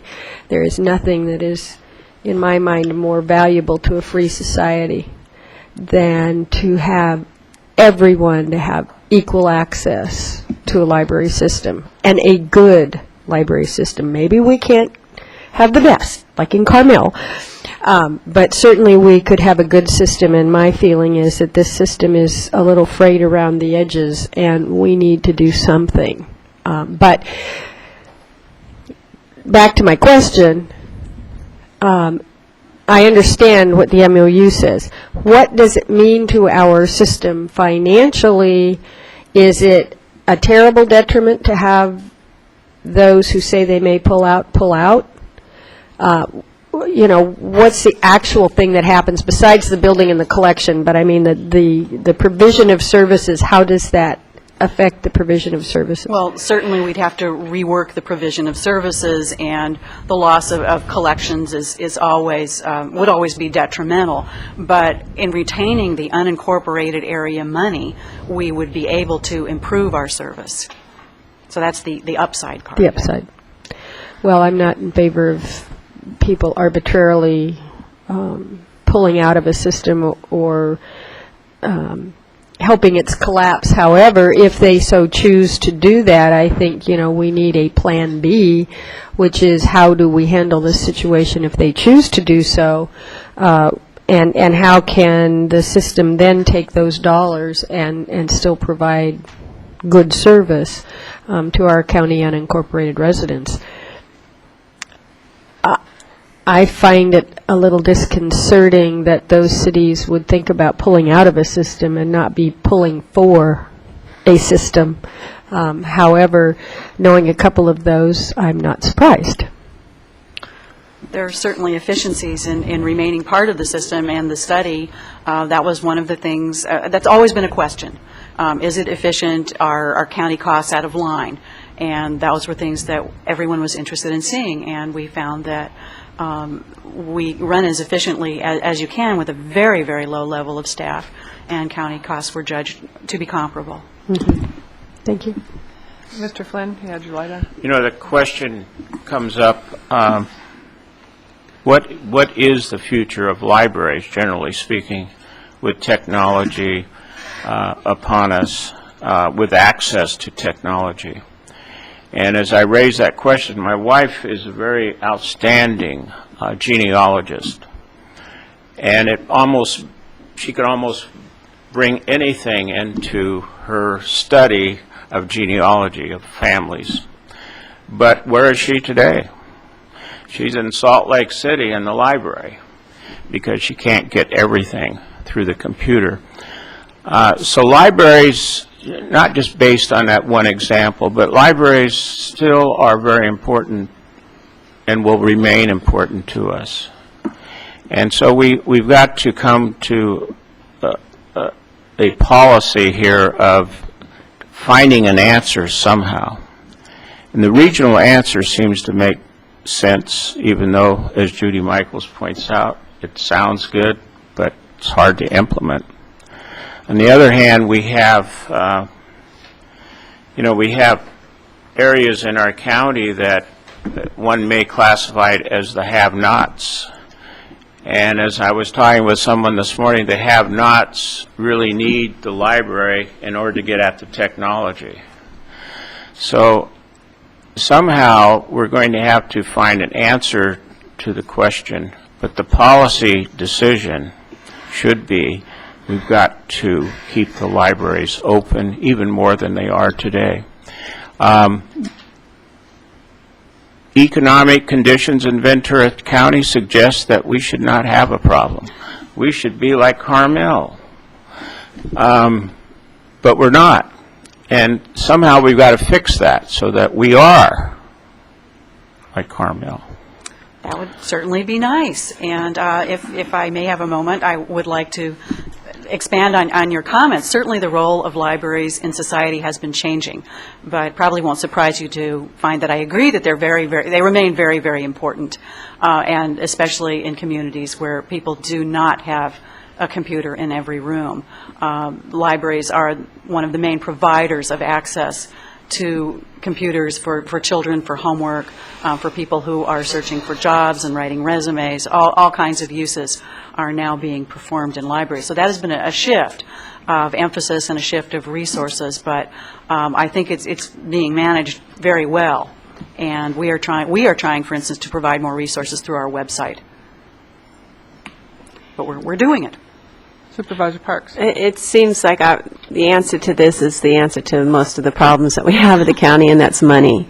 And looking at it from a regional perspective is the only way that some areas that aren't in cities will get served. So it is incumbent on us to assure that people who don't live in cities still have access to some library services. And I look at the city of Thousand Oaks, which has hands down the nicest library, I think, in the county and one of the nicest in the state. And it's a testimony to how well it's managed, but also the fact that they do have a lot of resources and property tax funds that go to the city that they are able to use, as well as they kick in their general fund money. And I have to say their per capita circulation declined when my kids grew older. I used to go in there and get at least 20 books a week, and I just love that service. It's a wonderful facility. My question is, if the money in the unincorporated area, all the property tax for libraries in the unincorporated area were available for the county, how much of a dent would that be in lowering the deficit? I'm sorry, we're available. If all the unincorporated property tax for libraries actually went for the county library system, how much of a dent would it be in reducing the deficit? It would cut the deficit, our latest figures, down to about a quarter of what's shown here. So the 3/4 reduction in the deficit. So that is a major player in this then. You're talking about a redistribution. Well, yes, and as you said, most of the counties out there already take the unincorporated property tax for their county library system. It sounds like we put ourselves into some contracts that have, in essence, drained the unincorporated county, and it's being used in the cities, and therefore libraries in areas that don't have the extensive property tax as others are being shut down at the expense of ones that are growing. And as Supervisor Bennett did say, we have an unsustainable situation here that's going to result in closures if we don't act. Supervisor Bennett? Yeah, just you point out we have the poorest library system in the state of California on a per capita basis with the income, with counties above 50,000. another fascinating comment sort of on the overall how we've allocated revenues here in Ventura County for all kinds of things probably over the last 10 years. But I notice up there the City of Ventura has appropriations of $2,397,000. City of Simi Valley is the next largest at $1.7 million. Can you explain how the City of Simi Valley, with a larger population than the City of Ventura, or how the City of Ventura, with a smaller population, City of Simi Valley, has a larger appropriations? Why is it that the City of Ventura, because I know they're the ones running the biggest deficit. That's correct. Why is it that their appropriations are so much higher than Simi's? Their appropriations are so much higher because they have 3 libraries. They're the only city in our system, and this is historic, has 3 libraries in the city, so it takes a great deal more to fund those libraries. The city has kicked in, as I said, some CDBG money, which is included, but this is solely, most of what we have, that you'll see in the revenue column is property tax. Okay, thank you. Are there other questions or comments? Just a question, does that include any county unincorporated around Ventura? Yes, it does. Yeah, so that's probably Right. another reason. If I might just take a moment, historically, this does go way back in '95, and that's way back as far as I can, probably before then, actually. I think it might have been, in fact, Vicki Howard was on the board. And Vicki and Maggie, and I think John was involved with the two when they formed this regional Solve coalition to really tackle what then started the crisis of the libraries. And a lot of tough questions were asked about libraries of the future, the need of libraries, what really is the core mission of libraries, trying to get focused on that core mission. And out of that came this MOU and the other agreements that you have in this study that's been put forward to us. But since then, things have gone from worse to worse to worser, if that's a word. And I can sit here and say we should be ashamed as a county of the income levels we have in this county, that we are at that low range of support for our library system. As residents of the county, we should be questioning why is that, and what can we do, and be challenged by the what can we do solutions. In this report that was done for the commission, it gives us what I thought in option 4 was a very viable solution, in the sense of taking not a huge step, but a step towards balance, a step towards taking the libraries that are the poorest in our system and the richest in our system, and addressing across the region equity in the system, which was the intent of forming the Library Commission, was that we all agreed that library service is a regional service. And actually we had a chart, and I was looking for it, that showed where people use libraries. And it's interesting that it's not people live in Camarillo just use Camarillo. They use the library perhaps closest to where they work, or a variety of reasons, some interesting dots on that map as to where usage was taking place. And so it isn't just within a boundary or a service area or a city that people use libraries. The Piru Library, it's the community center, and it truly serves a very low-income community with a very 16 hours a week that are just critical to that community. And Fillmore's library, just challenged with, frankly, they need a bigger library. They need more space. Because they are too a community center library.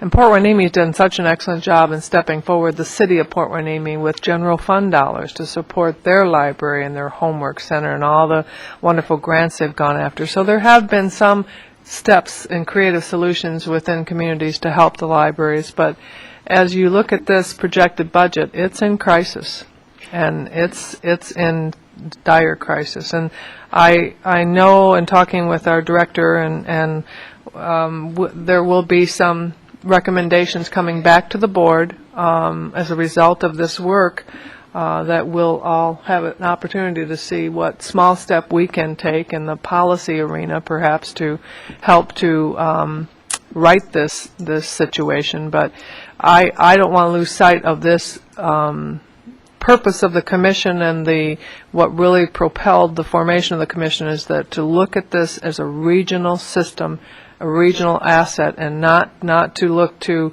if cities wish to pull out, then they obviously have to make that decision, but not to look to push them out.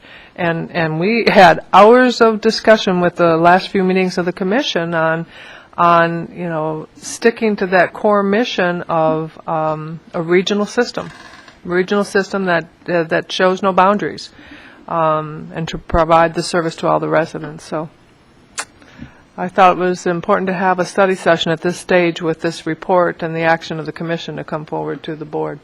Is there any other questions or requests for further information, or Supervisor Michaels? Yeah, something that just crossed my mind, and I remember it from a discussion back when I was on the city council in Simi, and so what I'm asking for is information, because I may not have all of this correctly.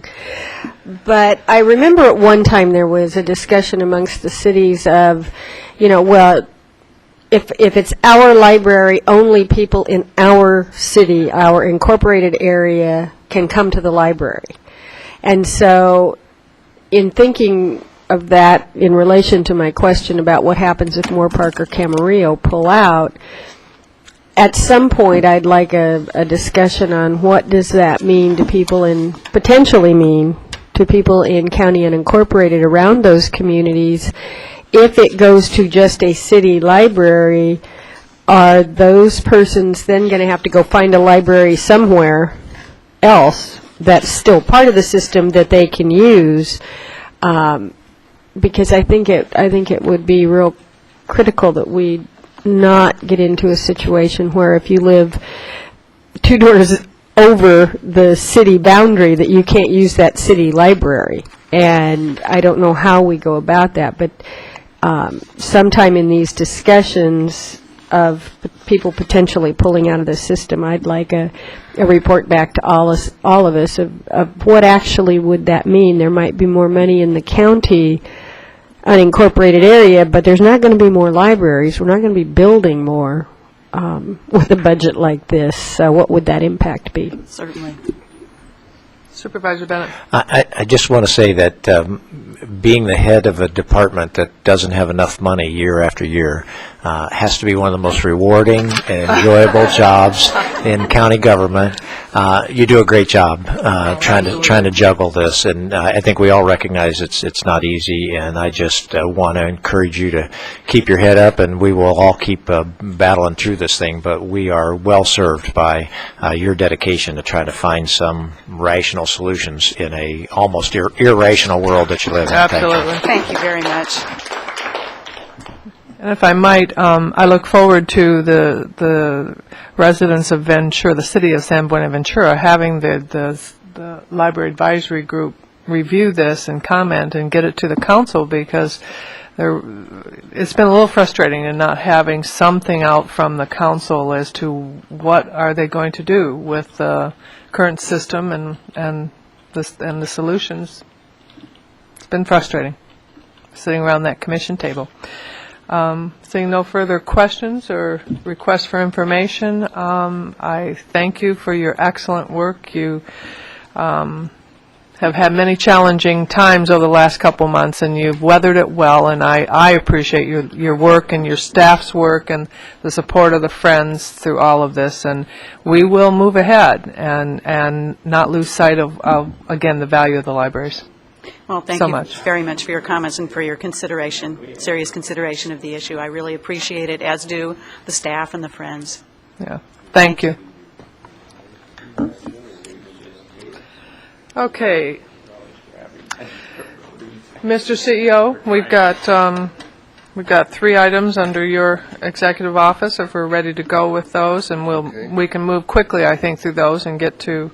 We have some members here from the public on another item, so we'll go with item 26. Okay.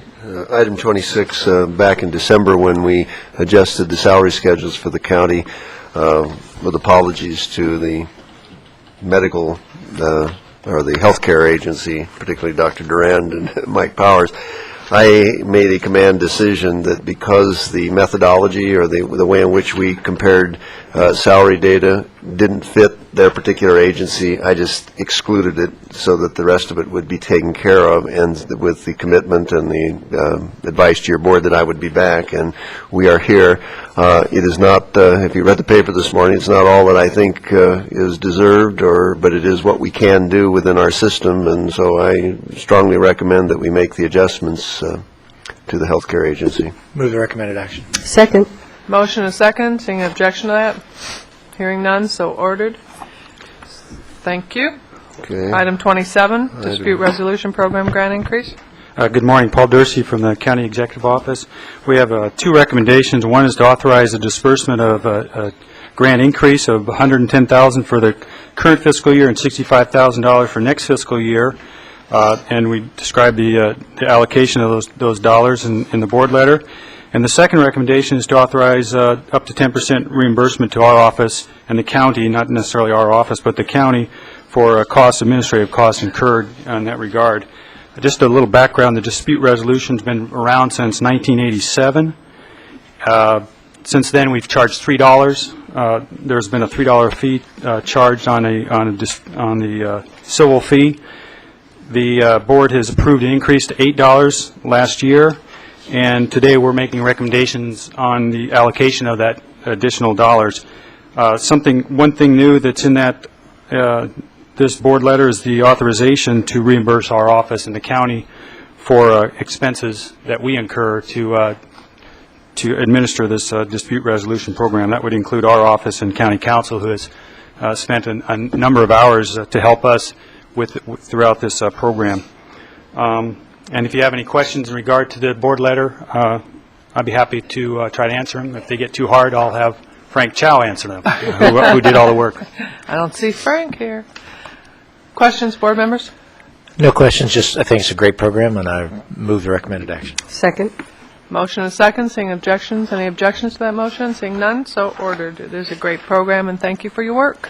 Item 28 is approval of the fiscal year budget development manual. Right, and after my boss talked about the rigidity and the bureaucracy, I get to come up here and try to I get to try to come up here and try to convince you that this budget development manual is not a rigid bureaucratic process.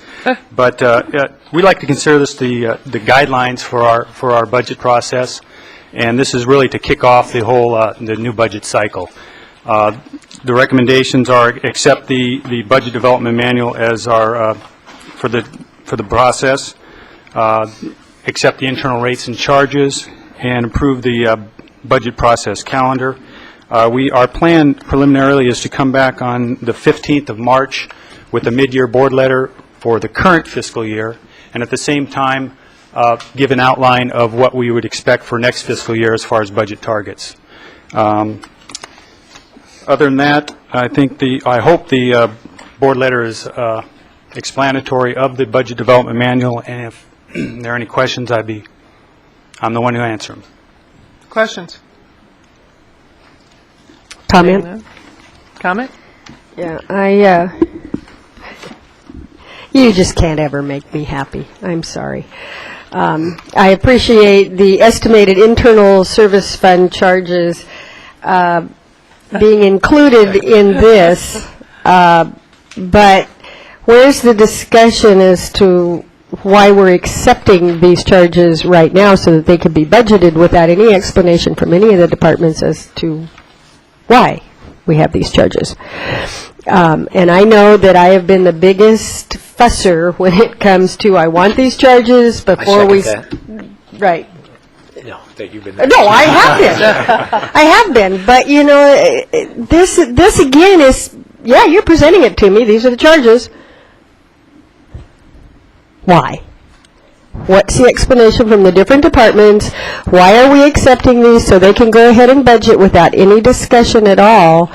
Because I would assume, the way you said that you accept this manual and those rates and charges that I'm saying, yea, verily, go forth and charge this. and work it into your budget. And so I'm not going to belabor this point. I think I'm the only one who says this every time, and so I just want you to know that I know you tried very hard to make me happy this time, but this doesn't get it. So, Mr. Johnston? I guess you'd be disappointed if we didn't have this conversation at least once a year. Right, right.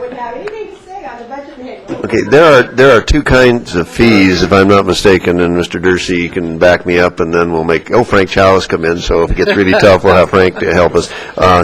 There are sort of, at least in my mind, two kinds of billings. There are the internal service fund billings, which is a cost accounting process that we go through and the auditor goes through with us, which simply allocates the costs of doing business internally. We create cost centers like the fleet maintenance or these ISD, and those are necessary to have some idea for the departments to be able to commence their budgeting process. There's another set of fees that usually creates heartburn at your end of the table, which are the ones that are a fee for service, a taxation, which is the one that does warrant a thorough explanation of why are we increasing those fees, and those come in the later in the springtime. And in the past, I know your concern has been it's one of these chicken and the egg kinds of issues, that if you adopt a budget predicated on fee increases, then what choice do you have about evaluating and approving the fees? One of the dilemmas is that if you do it too early, you haven't recaptured the county's costs, which is one of your board policies that go into the justification for the new fees. So what we're asking for now is the internal service fund portion. Is that right, Paul? I understand that, but if we just adopt this without any explanation to the board as to why it costs this much for these services, it's okay to say, yeah, we spend this much on fleet maintenance, we spend this much on whatever. Where's the discussion about why we spend this much and how, has nobody's explained to me that we have absolutely charged. We have asked every person, department, whoever's, fleet managers to cut costs based on, and these are why the costs are where they are, and no, we can't lower these costs, so we need to accept these costs as internal fund charges.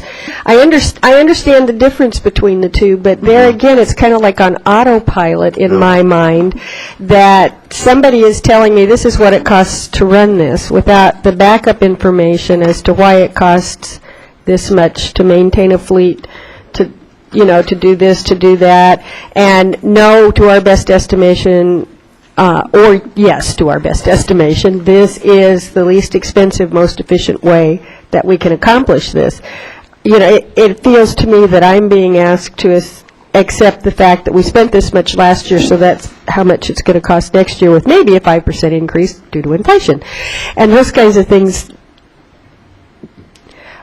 don't work well for me. So I didn't want to belabor this. You can get Paul and Frank, and you can explain this all later and make me feel much better, because we don't have the time this morning with others. I just had to make that comment. I knew if I said anything, everybody's going to be upset because they're trying to please me. It can be done, but it's difficult. And that's my frustration, is this almost feeling of autopilot and accepting this is what it's going to cost without a discussion. That's my on this one. Right. The other one is, yes, chicken and egg. So that's all. I don't want any more comments. Okay. You can talk to me later. Other questions on the manual? What's the board's action? I move the recommended action, and just overall, I think after being here 4 years, I want to compliment the CEO and Paul Dursey and his staff. The budget process is becoming more rational and more proactive, so we can pay attention. We've been able to we've eliminated the structural deficit. I think those are all things that are off the radar screen of the general public, but they have tremendous impact overall, and I think we've seen Ventura County is going to weather the next crisis better than the surrounding counties because we have done things like gotten off of the structural deficit. And you can't do that if you don't have the right budget development processes that take place in the springtime. So my compliments, and I move the recommended action. And I'll second that with the caveat that I'm not officially approving these fees. I know I am. I'm teasing. But I would like to have, after having sounded like I wasn't happy with this, I would like to say that, and I think John is probably the senior member on the board, and I'm, I guess, the next one behind that. And this, since our CEO and Mr. Dursey and Frank and all of the fine people in that office and certainly the auditor's office, it is such a different process, and it is such a more effective process, as Supervisor Bennett said. It is not a happy process because there is no money. It would be fun just 1 year to have like this huge budget so we could just like do things.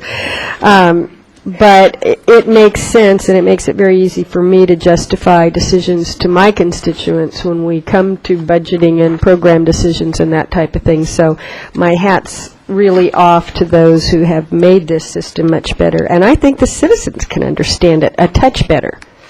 Public finance is impossible to understand even after years, but this is a step in the right direction, and so thank you all. I don't want you to think that I'm not happy with the improvements that have been made. I really am. Motion and a second. Any objection to that? Seeing no objection, so ordered. Thank you, Mr. Dursey. We move to our policy items, and our first one up is item number 29, recommendation of Supervisor Bennett for reappointment. Move the recommended action. So motion and a second. Any objection to that? I just want to thank all these people for serving, too. Absolutely. Seeing no objection, so ordered. Item number 30 is a recommendation from Supervisor Parks.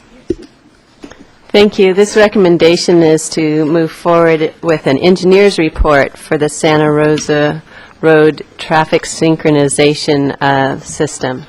As you recall, in July, we approved $15,000 to do an opinion poll of residents to see their support for two items. One was a multi-use trail, which only had about a third of the support there. And the other item is the traffic synchronization system, which would involve 4 traffic signals on Santa Rosa Road. The residents, the survey found a slim majority of residents, about 51.7%, did support in some degree the an assessment of $85 for synchronized traffic signals. The survey was mailed out to about 1,000 residents in October. The residents in Santa Rosa Valley, when this information was presented to them, the results of the survey, found that their belief is that a preponderance of the fiscal propositions that were on the November ballot negatively affected support for the assessment. As we saw in that November ballot, I think every proposition was that had funds associated with it was denied, except for Prop 63, which is the mental health one. So they went ahead, formed a group called the Santa Rosa Road Traffic Safety Committee, which went to households and had signatures gathered from, at the time of this report, 650 households in Santa Rosa Valley, which is pretty amazing considering there's only about 1,000 of those of residents. 650 supported bringing this to a vote of the residents. I did want to mention a couple of items. The recommendation is to approve the survey, review and file the results of the survey, and then to move forward with the engineer's report. Looking at the survey, I just wanted to point out that what I thought was interesting is about 75% of the residents all answered that they want to improve traffic safety along Santa Rosa Road. And also that same, about 3/4 of them also want to create a safer, more accessible way for local residents to enter onto Santa Rosa Road during rush hour. So I think that really shows that the great majority of people out in Santa Rosa Valley do have a very heightened concern. And I realize this has been to the board, the issue of Santa Rosa Road, for several years, and that's all indicative of that heightened concern that residents have. The survey recommendations by the consultant Schultz also had a couple of things I wanted to point out. They indicated that if we did go forward with an assessment, that assessment rates for properties directly feeding into intersections with the new stoplights would be higher than for other properties in the valley because they would receive greater benefit. So I wanted to point that out. The engineer's report would take a detailed look at that. How much should residents who receive direct benefit from the lights have to pay versus others in the valley and also others that travel the road. The other recommendation was that, again, if we go forward, the engineer's report may very well find that the percentage, the distribution, the apportionment of the assessment would also fall partially on the county. The percentage of the overall installment and operational costs that is determined to be of the general benefit would have to be paid by the county or by some source other than the assessment. So those are, I think, two interesting findings that I wanted to bring to your attention. At this point, I'm looking at having the recommendation is to review and file the opinion survey and then look at moving forward at the request of the traffic committee as well as the Santa Rosa Valley MAC, who have requested that we do move forward with the engineer's report, and then we'll get more detailed understanding of whether the how the assessment would be apportioned. I do want to point out, I'm not going to make the motion yet because I know we have some speaker cards, that if the assessment is approved, that this funding for what we previously spent, $15,000 for the opinion survey, as well as this fund for $12,500 for the engineer's report would be reimbursed to the county as part of the approved assessment. Will you be making that part of the recommended action? Yeah, I have it under number 3, but I will take the word note out of it. Supervisor Michaels? Yeah, I have a question, and I don't even know if this can be answered right now or if it would be answered as part of the engineer's report. But Supervisor Parks made the comment that, any cost that inured to the general public would be borne by the county in this assessment. Are we going to have a clear idea of what that is before this goes forward? And does the county therefore have a vote in this process? Well, and the next question is, it's a little vague on who will actually be the assessment district's fiduciaries and who has the authority over the decisions of dispersing this funding. Is it still under the auspices of this board as the fiduciaries of this district based on county engineering or what? I mean, I need those questions answered because I don't see us creating another independent district that could then go out and do things that don't work on the county road system. If I can, I'd like to respond, and we do have county counsel here, so correct me if I'm wrong. But the first question about how much is the county going to pay, that will be answered in the engineer's report. As far as how will does the county get a vote? No, it's a vote of the, it's the vote, except we do own some land there, like the fire district. You get to decide whether it's put to a vote. So when you receive the engineer's report, you will decide whether, based on that engineer's report, you're going to submit it to election. Okay. Well, I kind of understand that, but then as part of the election, would there be an official vote from the county, or is it our vote considered, if it goes to election, an approval? The latter. That's going to be trouble. I do know, for example, the fire district owns some land there, so they would probably have a vote. But no, it'd be. But that's right. And then your question regarding is this a separate independent district? No, this is something that the Board of Supervisors would oversee. And I do want to point out something else. There is a revised resolution before you. The first one we submitted was rather broad, and there was some concern from residents. And I have to say that that concern really reflects, I think, their confidence in government. And I think also that the reason why you had a slim majority in support of a system that they would otherwise vote for, if they believed that the money was really going to be spent for the traffic signals. People, I have heard, are concerned that the money really won't be spent for the signals, and they have had concerns about how the Norwegian Grade Fund was spent. It didn't go for the Norwegian Grade. It went to Wyden Moore Park, which ironically brought on some of these issues. So there is a real concern, and I want to make sure, and I did with this resolution and every part of the way, that this money will be spent for the traffic signal facilities. That's what it's for. And I want to do everything I can. I have never, ever changed my my votes on issues. You promise something to residents, you give it, and I hope that we can help restore that. Other questions were, well, will those signals stay there? You may, in a few years go out there and remove them, and we're still paying for them. So I think we need to be able to give some assurances that we can.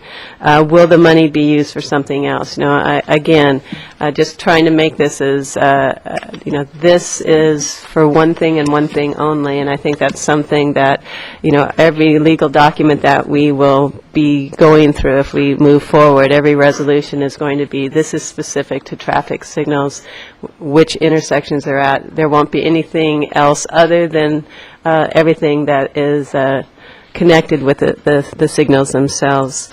I think that answered your questions, and I'm up for other questions and also hearing from residents. We do have public cards. Any other questions at this time? Okay, then we'll open for public comment. And the first card submitted, Don Stewart.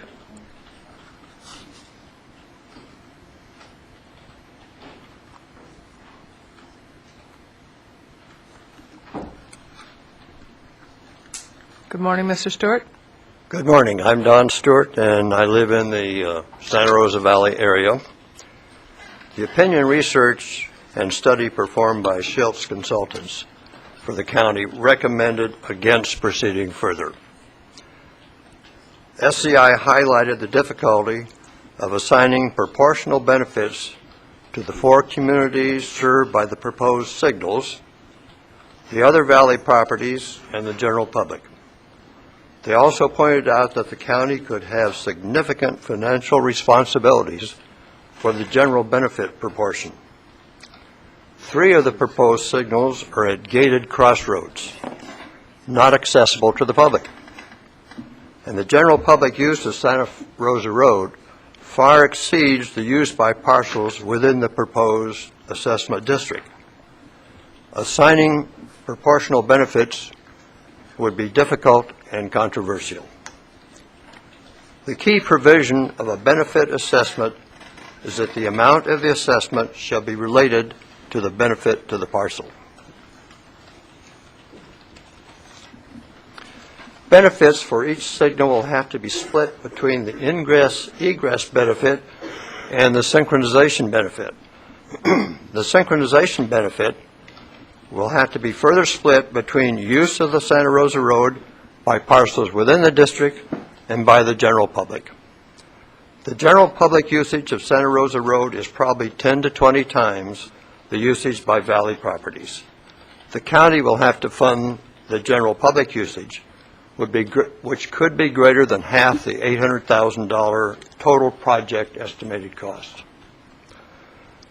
The district proposed does not fit the usual criteria for a benefit assessment district, and I'm surprised that County Council approved the proposed resolution, especially given the fact that 3 of the 4 signals are at gated intersections, not open to the public. Should the proposed benefit assessments be challenged, the county would have to prove that the property challenging receives a special benefit not available to the general public. From my discussions with neighbors, there are those who will challenge it. The proper way for each of these 4 communities to achieve their signals for improved ingress and egress is for each of them to vote, form an assessment district, and pay for their individual signal. Public Works can then do traffic studies and determine to what extent synchronization at a speed different than the posted speed limit will facilitate the movement of traffic. The proposed plan envisioned by the supporters of synchronization may very well result in a hurry-up-and-wait scenario, where traffic moves at the speed limit and then is forced to stop unnecessarily. That could very well result in increased accidents and adversely affect safety. The direct cost to the county for what is proposed will be significant and could result in abandoning the project after the Phase 2 funds requested are expended. You won't have the engineer's report until that time. I recommend that the board not approve spending any more money toward this defective benefit assessment district scheme. I urge you to vote no on further funding for Schultz and no on the proposed resolution. Thank you. Thank you, sir. Eugene West. Could I also ask Mr. Stewart if you could, if you have that to submit? I think that's a very valuable information you're providing. Yes. Your written comments. Up next, we have Eugene West.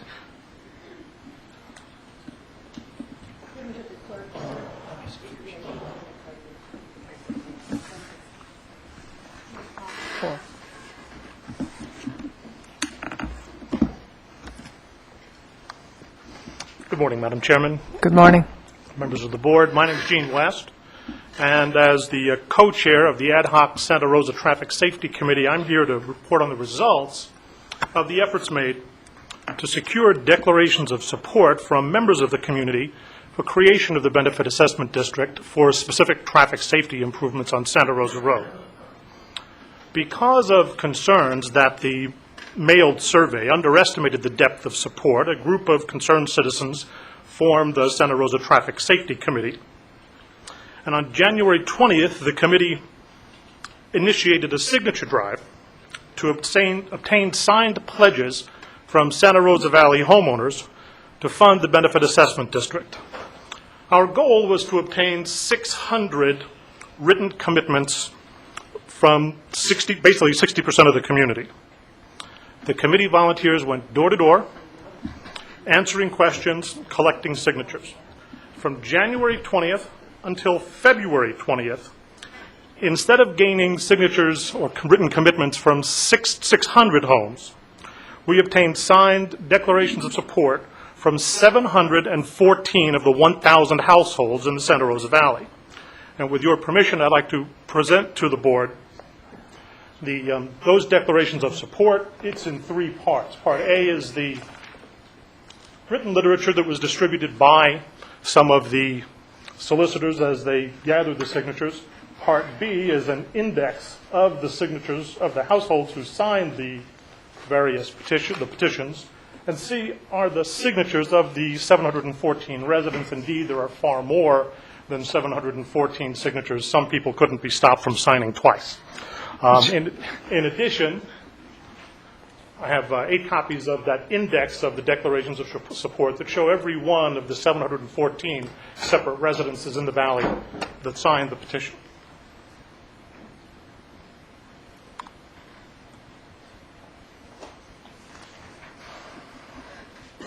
In the 5 weeks from January 20th to the present, fully 70% of the members of the community signed the petition in support of the Benefit Assessment District.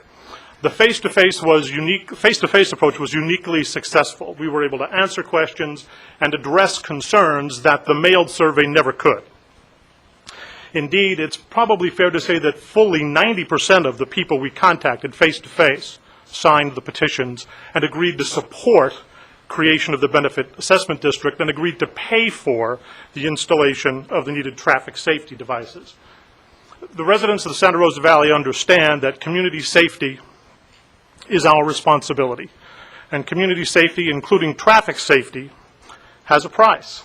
And it's a price that this community is fully willing and able to assume. The 714 households that signed the petition recognize that Santa Rosa Road is a valuable resource shared by residents, commuters, truckers, pedestrians, equestrians, bikers, cyclists, school children, and a host of others.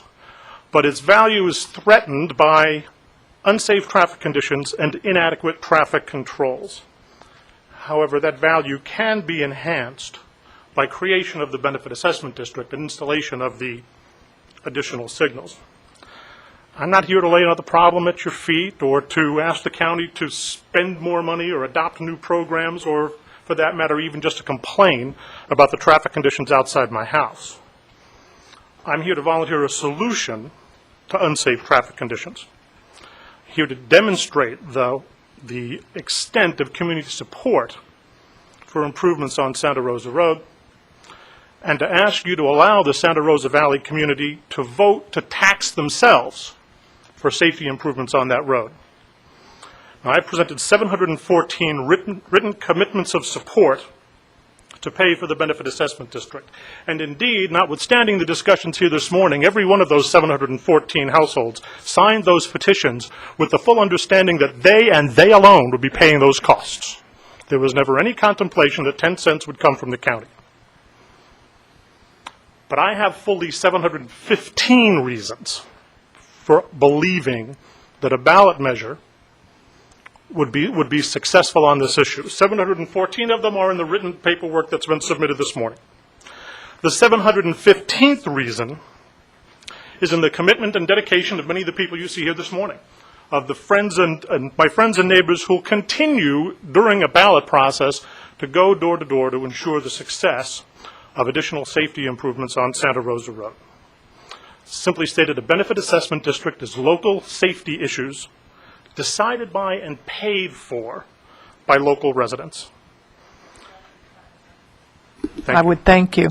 Thank you. And thank you for the information. That's valuable to have. Thank you so much. Janice Gardner. I didn't mention at the start that we typically have a 5-minute speaking limitation, and the lighting system kind of tells you when the sum-up time is. Thank you. I appreciate if you would. I'm going to be brief. My name is Janice Gardner, and I'm the new chair of the Santa Rosa Valley Municipal Advisory Council. We continue to appreciate being able to present our issues of concern to the supervisors. There are 2 issues of concerns today, one of which is the inability to egress and ingress safely onto Santa Rosa Road from our 87 streets and driveways, which are back up onto Santa Rosa Road. The other is for safety on Santa Rosa Road itself. And this is not only for the residents, but certainly for the commuters and anyone else who chooses to travel on the road. Less than 3 weeks ago, I'm sure you all saw that there were 2 tragic accidents on Santa Rosa Road involving 5 different vehicles, one of which was a fatality. These 5 different vehicle drivers were not Santa Rosa residents. They were people coming from the outlying communities on Santa Rosa Road. And I'm sorry to say that the fatality was in Supervisor Flynn's district. In the last 2 weeks, there were an additional 4 accidents, which now we have 9 in a month, on Santa Rosa Road reported by the CHP, one of which involved a 16-year-old driver who was trying to make a left turn off Andalusia West onto Santa Rosa Road, which he and his friends have to do every day to go to Camarillo High School. Andalusia West is one of the proposed sites for one of the traffic signals. I'm here today to ask the supervisors to allow the process to move forward for the formation of the Santa Rosa Benefit Assessment District and to adopt the attached resolution for the preparation of an engineering report. We want Santa Rosa Road to be safe for everyone who travels. Thank you for your time and consideration in these matters. Thank you, Mrs. Gardner. Paul Bonds.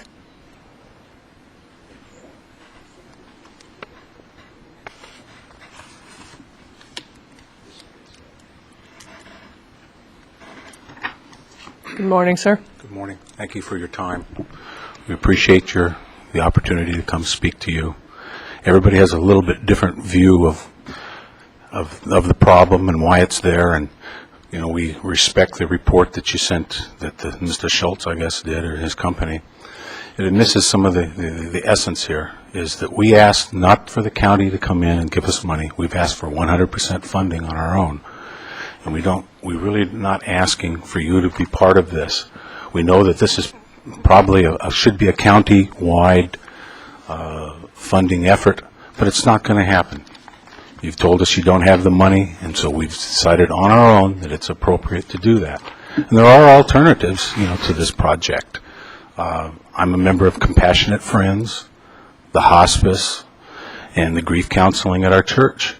And if one of you loses a child on that road, you know, I'd hate to have that happen. I'd hate to have anybody else lose a person on that road. But you'd be welcome to our groups at that point in time.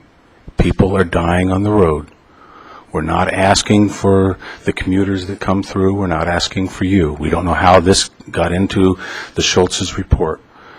But as the previous speaker said, we have nearly 75% of the residents that are pledged to help us out to create a safer road here for everyone else. And we hope that, you know, you will allow us to tax ourselves so we can move forward to improve the safety, and a paucity of funds and a paucity of effort on the county itself. And again, if one of you do lose a child, you can come see me. It hasn't been fun the last 3 years. Think of what's happened to you in the last 3 years. And I don't want you to join my group. I don't want you part of it. We're asking to tax ourselves. And one other quick point is we didn't ask also that you divvy this up so that some people get more and some people get less. I am not one of those that will get more or less benefits. We'd like to have the assessment 100% even across all the residents so that nobody pays any more, nobody pays any less, because we're all going to benefit from this. So help us out. Let's move forward with the engineering report. And please think about those points. We don't want to have that divvied up among a lot of people and create a lot of work. Thank you for your time. I hope you don't join my group. Thank you, Mr. Bonds. No, thank you. Rosemary Allison.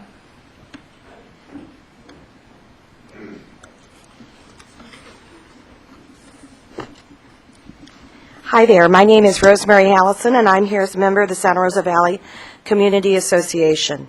I'm here today to urge each and every one of you to approve the formation of the Santa Rosa Valley Benefit Assessment District by adopting the attached resolution for the preparation of the engineering report that you have. Residents of Santa Rosa Valley have taken to the streets to provide you the pledges. That's pledges of support. Over 90% of the people that were approached agreed to sign a commitment pledge. And these are households. These are not individuals. My husband and I could not have separate votes. Each one of the 714 signatures that you're seeing is representative of one household to have pledged to support this issue at ballot. Safety is our #1 issue on Santa Rosa Road, and the local residents are clamoring for the ability to fund the safety measures that the county is unable to provide. Here you see a community ready to do what's right for the safety of both the residents and the commuters who travel this road. Please give us a chance to vote for what we believe will enhance the safety of Santa Rosa Valley and Santa Rosa Road for all who travel it. Help us make Santa Rosa safer for everyone. I do want to tell you that the lights, and I know this has been said, the lights will benefit the commuters as well as the residents. This last week, I sell real estate. This last week, I happened to be with Mr. Ed Hogan. I just sold his son Brian a house just off of Andalusia West, which is one of the locations that had been chosen by the county. It is a 4-way stop signal. And he was surprised at the amount of traffic that goes by, and with a 4-way stop, with a 4-way location, that there isn't a signal there. I had the opportunity to tell him that I would be visiting all of you today. But again, I would like to stress that the residents are almost unanimous in their support. We have a 90% approval. If we were to follow the arguments that a few people have had regarding, I have a light, so why should I pay for others? Why should we have jails if I'm not going to be a person that needs to live in one? This is safety for all. We are looking to improve the road safety, and we have stepped up to the plate. We are willing to pay for it. Give us the chance to. Thank you. That's the last of our public, no, thank you. It's the last of our public speaking cards on this item, and we'll bring it back to the board for questions, discussion. I'd be glad to make a motion. Are there any questions first? Yes. Supervisor Michaels. Whoever. The one at this end. A couple of questions. I know that a couple of the speakers said, well, we want it equally spread out and blah, blah, blah. Is it not a legal part of the process that the assessments are, if you could explain that, and then I have another question, but go ahead. Yes, well, the next step, as you know, is to go to the engineer's report, and the engineer is going to examine the benefits thoroughly. Right now, up to the point of the survey, it's just kind of a cursory look at it just to get a feel for what the assessment might be so they could go out to the residents and perform the survey. But the engineer's report is going to have the real guts of what is going to be required, what the amount of the assessment is, the number of households. And by law, there has to be a benefit proportional to the amount of the assessment. And typically it's done in what they call zones of benefits. And a certain zone might receive more of a benefit. And by law, they have to pay more for the assessment than households that would not receive an equal benefit. So notwithstanding that the residents may even 100% all agree that they'd want to split it equally, by law that would not be allowed. So there will have to be this proportional difference. If that's how the engineer's report comes out, could be, I don't think it will be, but it could be that the benefit is equal among all the households within the proposed district. But more likely than not, it's going to follow the lines of what the survey had indicated, where you're going to have a higher assessment for the houses that ingress and egress off of these 4 proposed signals. And also, I believe it was Mr. Bonds who said that he didn't want the county to have to pay anything, but under the formation of the assessment district, there could be a cost to the county, and there's nothing we can do about that. That's correct. And then I guess the question I have, which the first speaker brought up, is that some of these roads are actually intersections for gate-guarded or gated roads. Is that going to make a difference? Is there a way to even assess, if it's a private road, what the benefit is on a public road and the impact to the county's size? Because I quite frankly hadn't heard that, and so I really would like.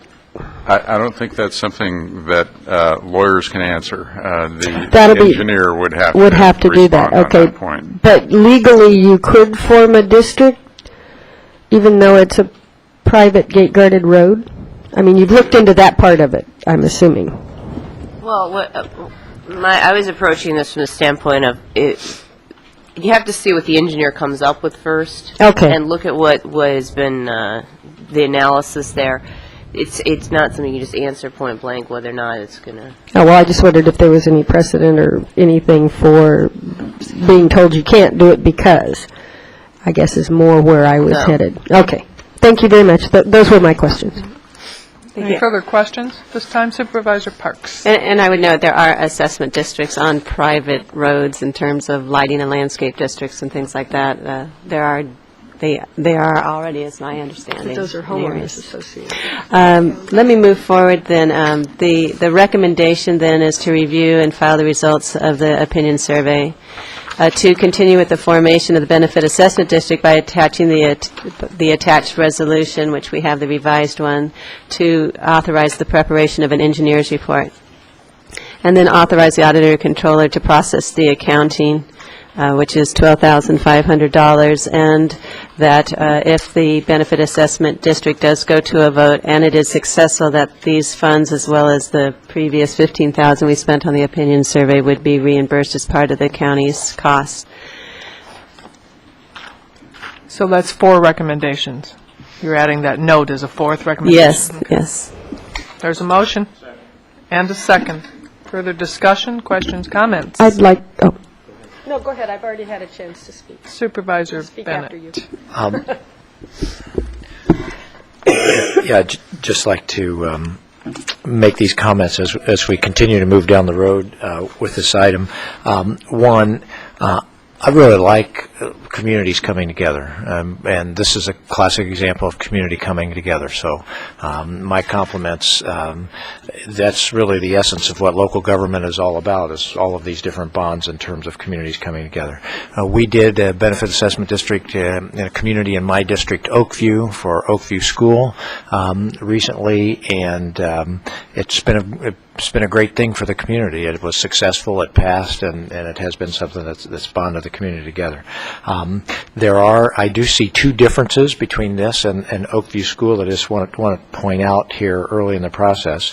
One, we have here with Santa Rosa Road, as we've all recognized, and I've mentioned a number of times, we have this tension between this road being used by the general public moving through the community and the community's interest in that road, and we're trying to find what is that balance, in terms of the community's interest and in terms of the general public's, the commuter's interest, for lack of a better word, and it's always going to be a difficult challenge for us in terms of, and each one of us bring our own values to how much do we err one side, how much do we err the other side in terms of that. What I do find fascinating in terms of what makes this so different is that is related to this first difference is that now, because we have a benefit assessment that is, at least by the engineer's initial comments and from the first speaker talking about, the general public, therefore, quote, the county may be getting some benefit from, that throws an interesting complication into this.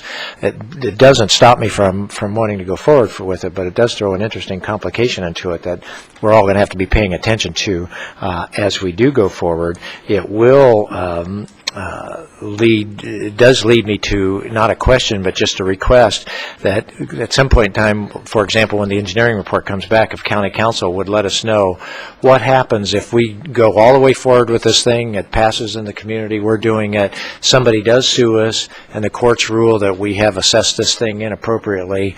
What are the options? Does it just all unravel? Does so if county council could have that, that's not something county council could answer right now on the spot. So if that could come with the engineering report, I'd appreciate that. But I don't know for sure because I haven't talked to roads lately, but I would guess that if you talked to roads, our roads department, it's not just an issue of that there isn't enough money for the lights. I'm not sure that our roads department would say that the warrants have been met for the lights to be in. So take that interesting question, is it a public benefit? Well, our roads department would say we wouldn't put the lights in.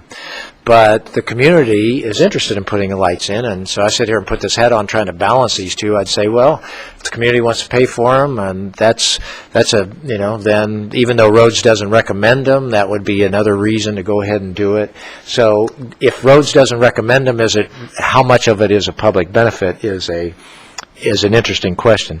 The other thing that's different between this and the Oakview one is the fact that the Oakview poll came out much stronger than the poll that you had done with this. So we had greater confidence as we went forward that the assessment district would pass and the county would be reimbursed and not be out of those funds. So I really compliment you. It would be very difficult to go forward right now if all we had was a poll in front of us, if you guys hadn't gone out and did that same good community thing again, which is gotten all these people to sign things. Now that gives you some confidence, but I would offer to you, I think being politicians, we all go, well, that's nice, but what kind of factors influenced all of that? I just want to challenge you. If we go forward, make sure it passes, all right? Not because the money is that critical to the county, but it sends a huge message about the community and the validity of this effort, et cetera. Because you want, I think every time any one of the supervisors comes forward and says, we have a community that wants a benefit assessment district, and we need the Board of Supervisors to front the money, we want to be able to say, and we've got a good track record, when we say it's going to happen, so that the board, because other side, that source will dry up on us if all of a sudden we start having these things happen and they don't pass. So I just encourage you to continue to do the great things you're doing as a community, which is make the thing pass. So with that, I certainly support the motion, but there are some interesting caveats there that are different, that'll be fascinating for us to watch as this goes forward. Supervisor Michaels. Yeah, just quickly, a couple of comments. And they follow the lines of Supervisor Bennett. And that is, one is my concern about the strength of support. And I know that a lot of hard work was done, and I know that there are some people in the community that are extremely close, and that there's a group out there that really at their heart, you know, Ruth and a lot of the people I worked with for years, and certainly Mr. Bonds has, you know, an interest in this, emotional as well as practical. But the reality is anybody who's facing their neighbor is probably going to sign this.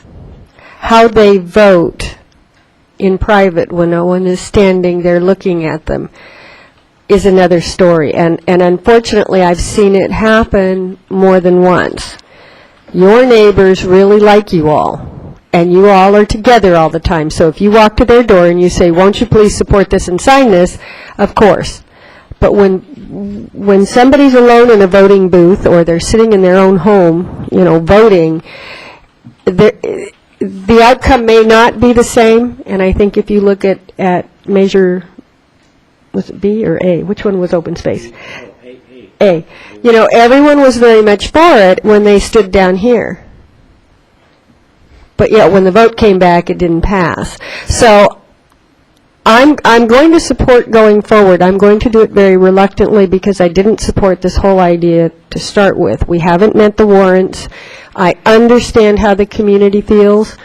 I will go this far, but I want to be very clear that there are legal things that are required in setting up this district. You cannot exempt the county if the engineer reports that there's a benefit to the county.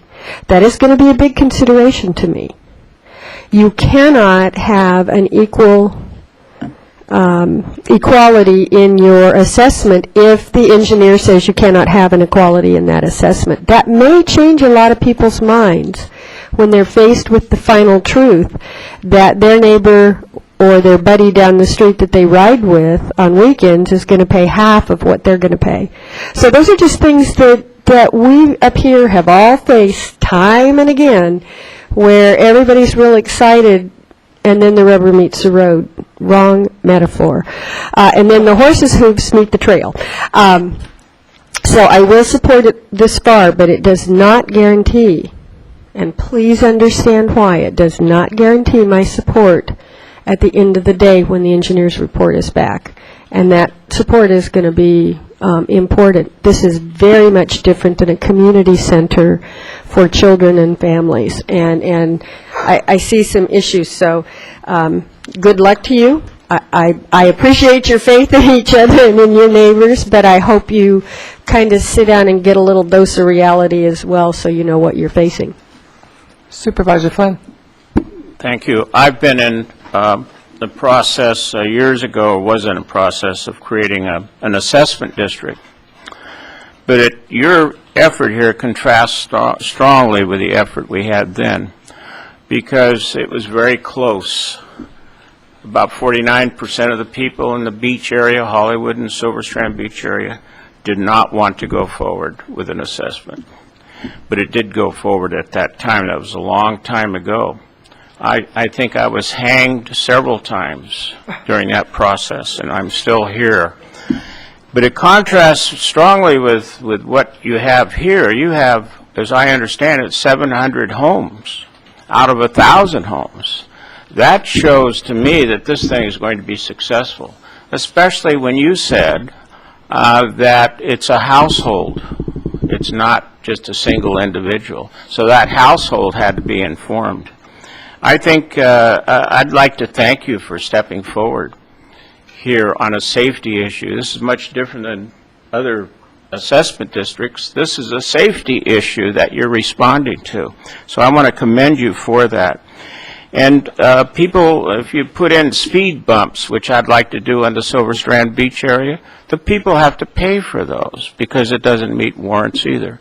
So I really thank you very much for what you've brought to this board and very unselfishly brought to this board. Supervisor Parks? Yeah, I just wanted to comment that while they might not meet warrants for individual signals, what we're looking at is a system of signals connected with the other signals that are there to get the 45-mile-per-hour speed, and that is the issue of safety and why this, I think, is unique. Also, this really all began with a blue ribbon report back to the board and we came down to a set of different suggestions for improving Santa Rosa Road. And to get the improvements, we're talking up to $70 million to get your planted median with your, the full-blown thing. This is the cheapest. And this is a way that the county, and I actually think it would be appropriate for the county to participate in this, for the county to see that the road can be made safer, particularly for people entering onto the road.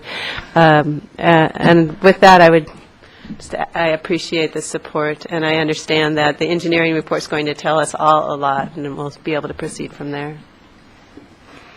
Okay, the motion and the second, I will support the motion also. I think a basic principle of a right to vote.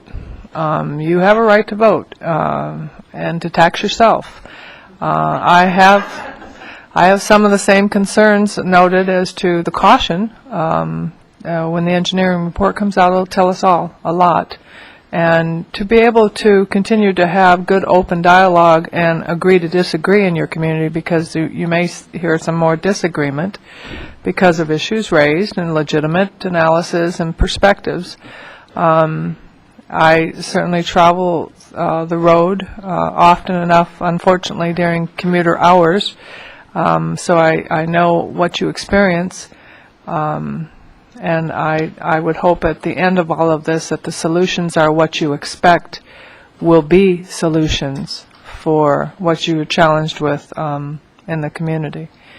But I certainly support the effort, and with that, we have 5-0 support to move ahead.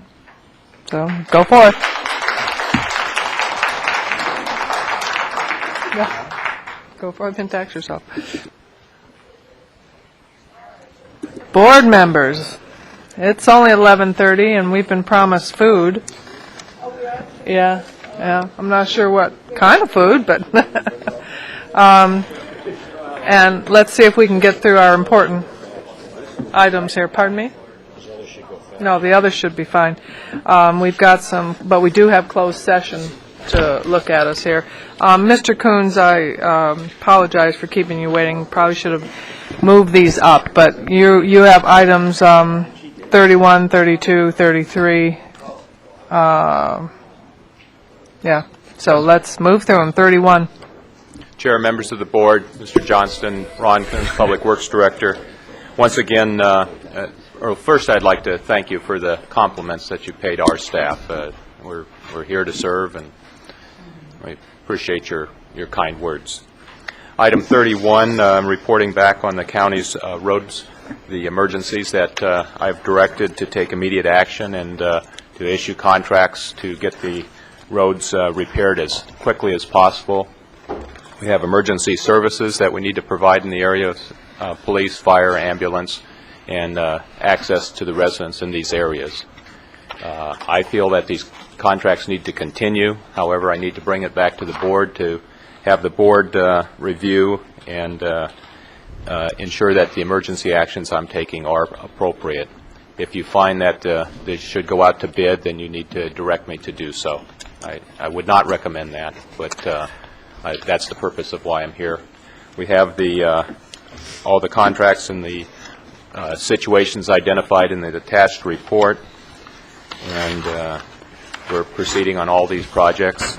I'd like to caution, even without rain, we do experience and are susceptible to additional slides and work that needs to be accomplished as these jobs go forward. And once again, please call me anytime that you have a question or any of your constituents have a question. I'd be glad to respond. You have my cell number available 24/7 on my cell number. And I'd like to make sure you're all aware of that. I am getting calls, but 501-3596. And also our website has all the road closure information. That information is up to date daily.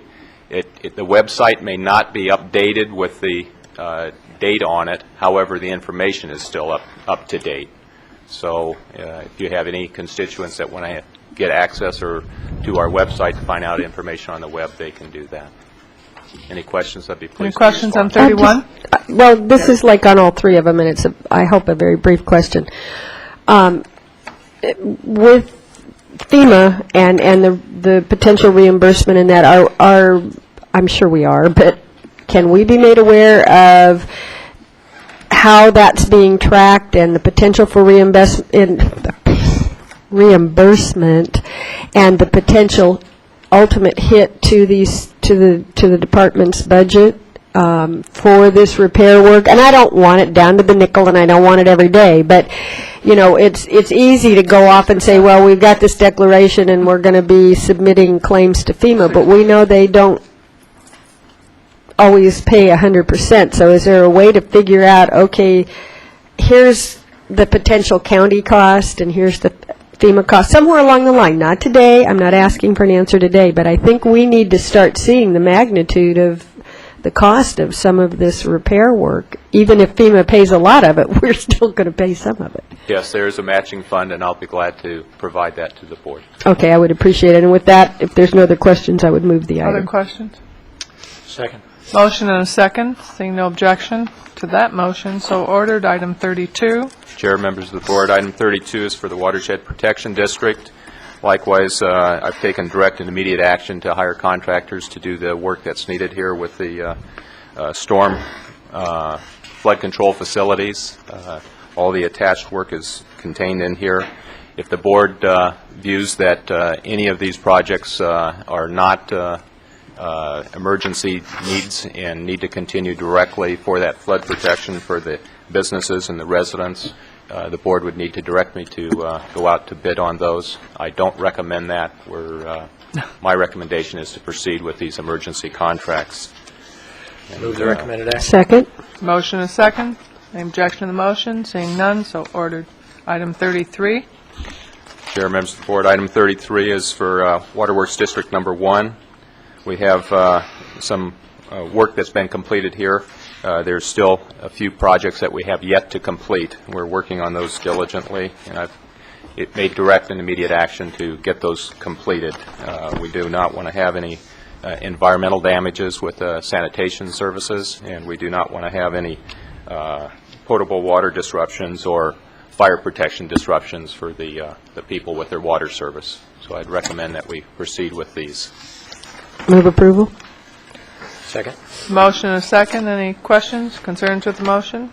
Seeing none, so ordered. No questions or concerns. I do just want to point out, if the public wants to get an idea of what staff is up to, just looking at these lists and going, we're managing all of these projects. Just the management alone is enormous. So it'd be good for people to become aware of what all the stuff we take for granted. I mean, you drive down a road and there's a culvert underneath the road, you just assume somebody's cleaned that out, but you don't really think about what's it take to clean that out and what part of your tax monies are being used, et cetera. So, thank you. Are we seeing strain from our contractors as far as having enough of them available to do the jobs? And all of the contractors are doing great work. Yeah. We have not had any problems that I am aware of any of the contractors' work. Good. Appreciate their hard service, too. Mr. Johnston? I'd like to add a comment to what Supervisor Bennett mentioned earlier about, the work that goes on in the middle of the night, whether it be Caltrans, who saved Highway 33 by being out there in the early morning hours and taking immediate action before the road sloughed off. But I also would like to point out that Ron, was it last year? I know that there's an annual affair that they do with the Public Works employees to recognize the work of Public Works employees. But when we hear that, I think one time we saw slides and they talked about the heroes. But when all you have to do is look a little southward to Los Angeles. Civil engineer, I believe he was a civil engineer, went out to inspect a sump hole or a sinkhole, and he's not with us anymore. So not only do these people do that kind of work, which is exhausting and is so helpful to the community, but in some cases they too have their lives at risk. And we should say prayers and give thanks that we haven't had that problem here in our county. And thank Mr. Coons for putting an emphasis on safety during these difficult times.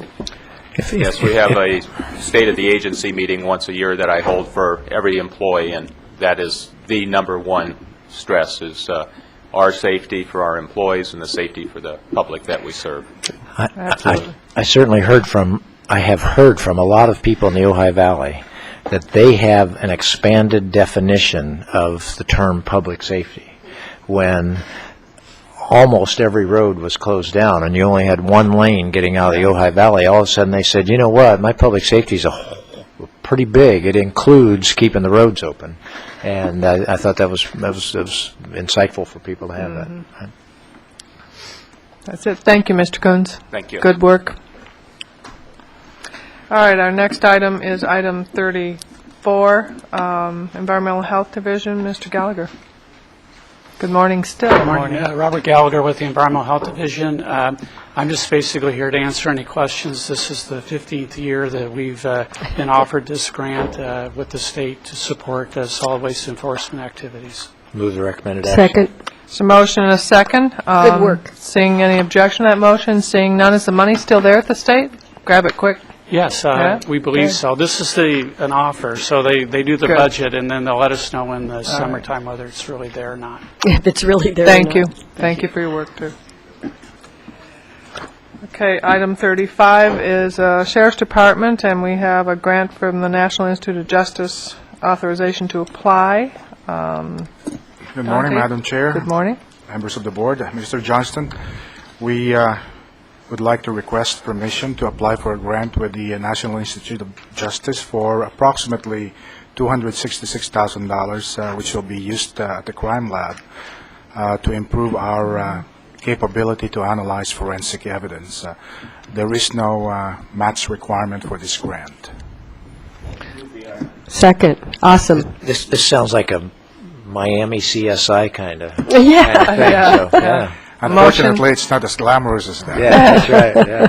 But it's much more important than that. Absolutely is. Motion and a second, seeing no objection to that, so ordered. Thank you, sir. Thank you. Mr. Johnson, do you have something? Yeah, I just wanted to thank the Sheriff's Office for stepping up and setting the good example of coming for the approval of the application rather than some of the issues that we've had, countywide with ratification, where your board has been concerned that you hear about it afterwards. So thanks. Thank you. All right, we'll deal with the correspondence agenda, item 36, and then we have an addendum 37 to handle. 36 has been revised. Everyone should receive that document. Move to receive and file the revised correspondence agenda. Second. Motion and a second. Any objection to that motion? Seeing none, so ordered. Then we have item 37. Right. Item 37 was on part of your consent agenda. My understanding through the county council is that in order to deal with a matter that came up after your agenda was prepared, Noel, you call that an after-agenda item. Would you explain the process? That is correct. The CEO's office with the Sheriff's Office of Emergency Services has identified something that arose yesterday and that they are here to explain about. You can add a matter to your agenda after the publication of the agenda if you find, in this instance, by a 4/5 vote, that the need to take action is immediate and that the matter did indeed arise after the posting of your agenda. I would move to accept the urgency item onto our agenda. Do we have to have... Before you do that, you should hear the explanation. We have it. Go ahead. I'm sorry. I'm just trying to hurry up. Good morning. Sorry for the delay and the mix-up. Laura Hernandez, Assistant Director, Sheriff's Office of Emergency Services. This morning, under the consent agenda, you approved a fourth request to extend a local emergency proclamation for the January storm. You also included in the set of recommendations an approval to direct the chair of the board to send a letter to the director of the Governor's Office of Emergency Services requesting extension of the incident period, which concluded on January 11th. We, as you know, sustained damage to the county, damage to public facilities in February of this month, and therefore have been directed as of yesterday to request not an extension but a new declaration from the governor, which is why you have this additional item on the before you right now. We have so far sustained about $13.7 million in new damage as a result of the February storms, and therefore have been directed by State Office of Emergency Services to request the governor for a gubernatorial declaration as well as the president for a presidential declaration of a major emergency. And for purposes of expediting this process and bringing that assistance into the county, we are asking the board's approval to direct the chair to resubmit a new letter making that request. Okay, first of all, I would restate my motion to take the urgency item onto our agenda for the reasons stated. It's a motion and a second to add the item as an urgency item on the agenda. Any objection to that? Seeing none, so ordered. Then the item is before us. Move approval of the recommended action. I just have a question. I think I just heard you say we want to go forward with the request for a new disaster. That's correct. And what I see in front of me here is amend the local emergency proclamation to include storm damage that occurred through the end of February. That's correct. We are asking for a new declaration to include, we're amending our current local emergency declaration to include the February damage, so that way we don't have two emergency declarations. Okay. We only have one that we come back to the board for. Exactly. We're requesting But the amendment state extends the to time. amend. We're asking the state for a new one, but our local emergency proclamation will be amended. Okay. And the rationale for asking for a new one versus amending, it's pretty difficult to amend the national one? And According to what we've been told from Okay, state great. OAS. and Thank you very FEMA. much. Okay. I second it. If somebody hasn't seconded your motion. Motion and a second. Any objection to that? Seeing none, so ordered. Thank you. Thank you. Thank you for bringing that to us. All right, board, we have completed our agenda. We're going to move now into closed session, and Mr. County Counsel, will we have any announcements out of closed session? We do not expect any announcements. We do not expect, okay. If we have an announcement, it would be a shock to me. I was going to say, didn't I hear you say something about it? It would be a shock if you did. Here, you can have that one, I have this one.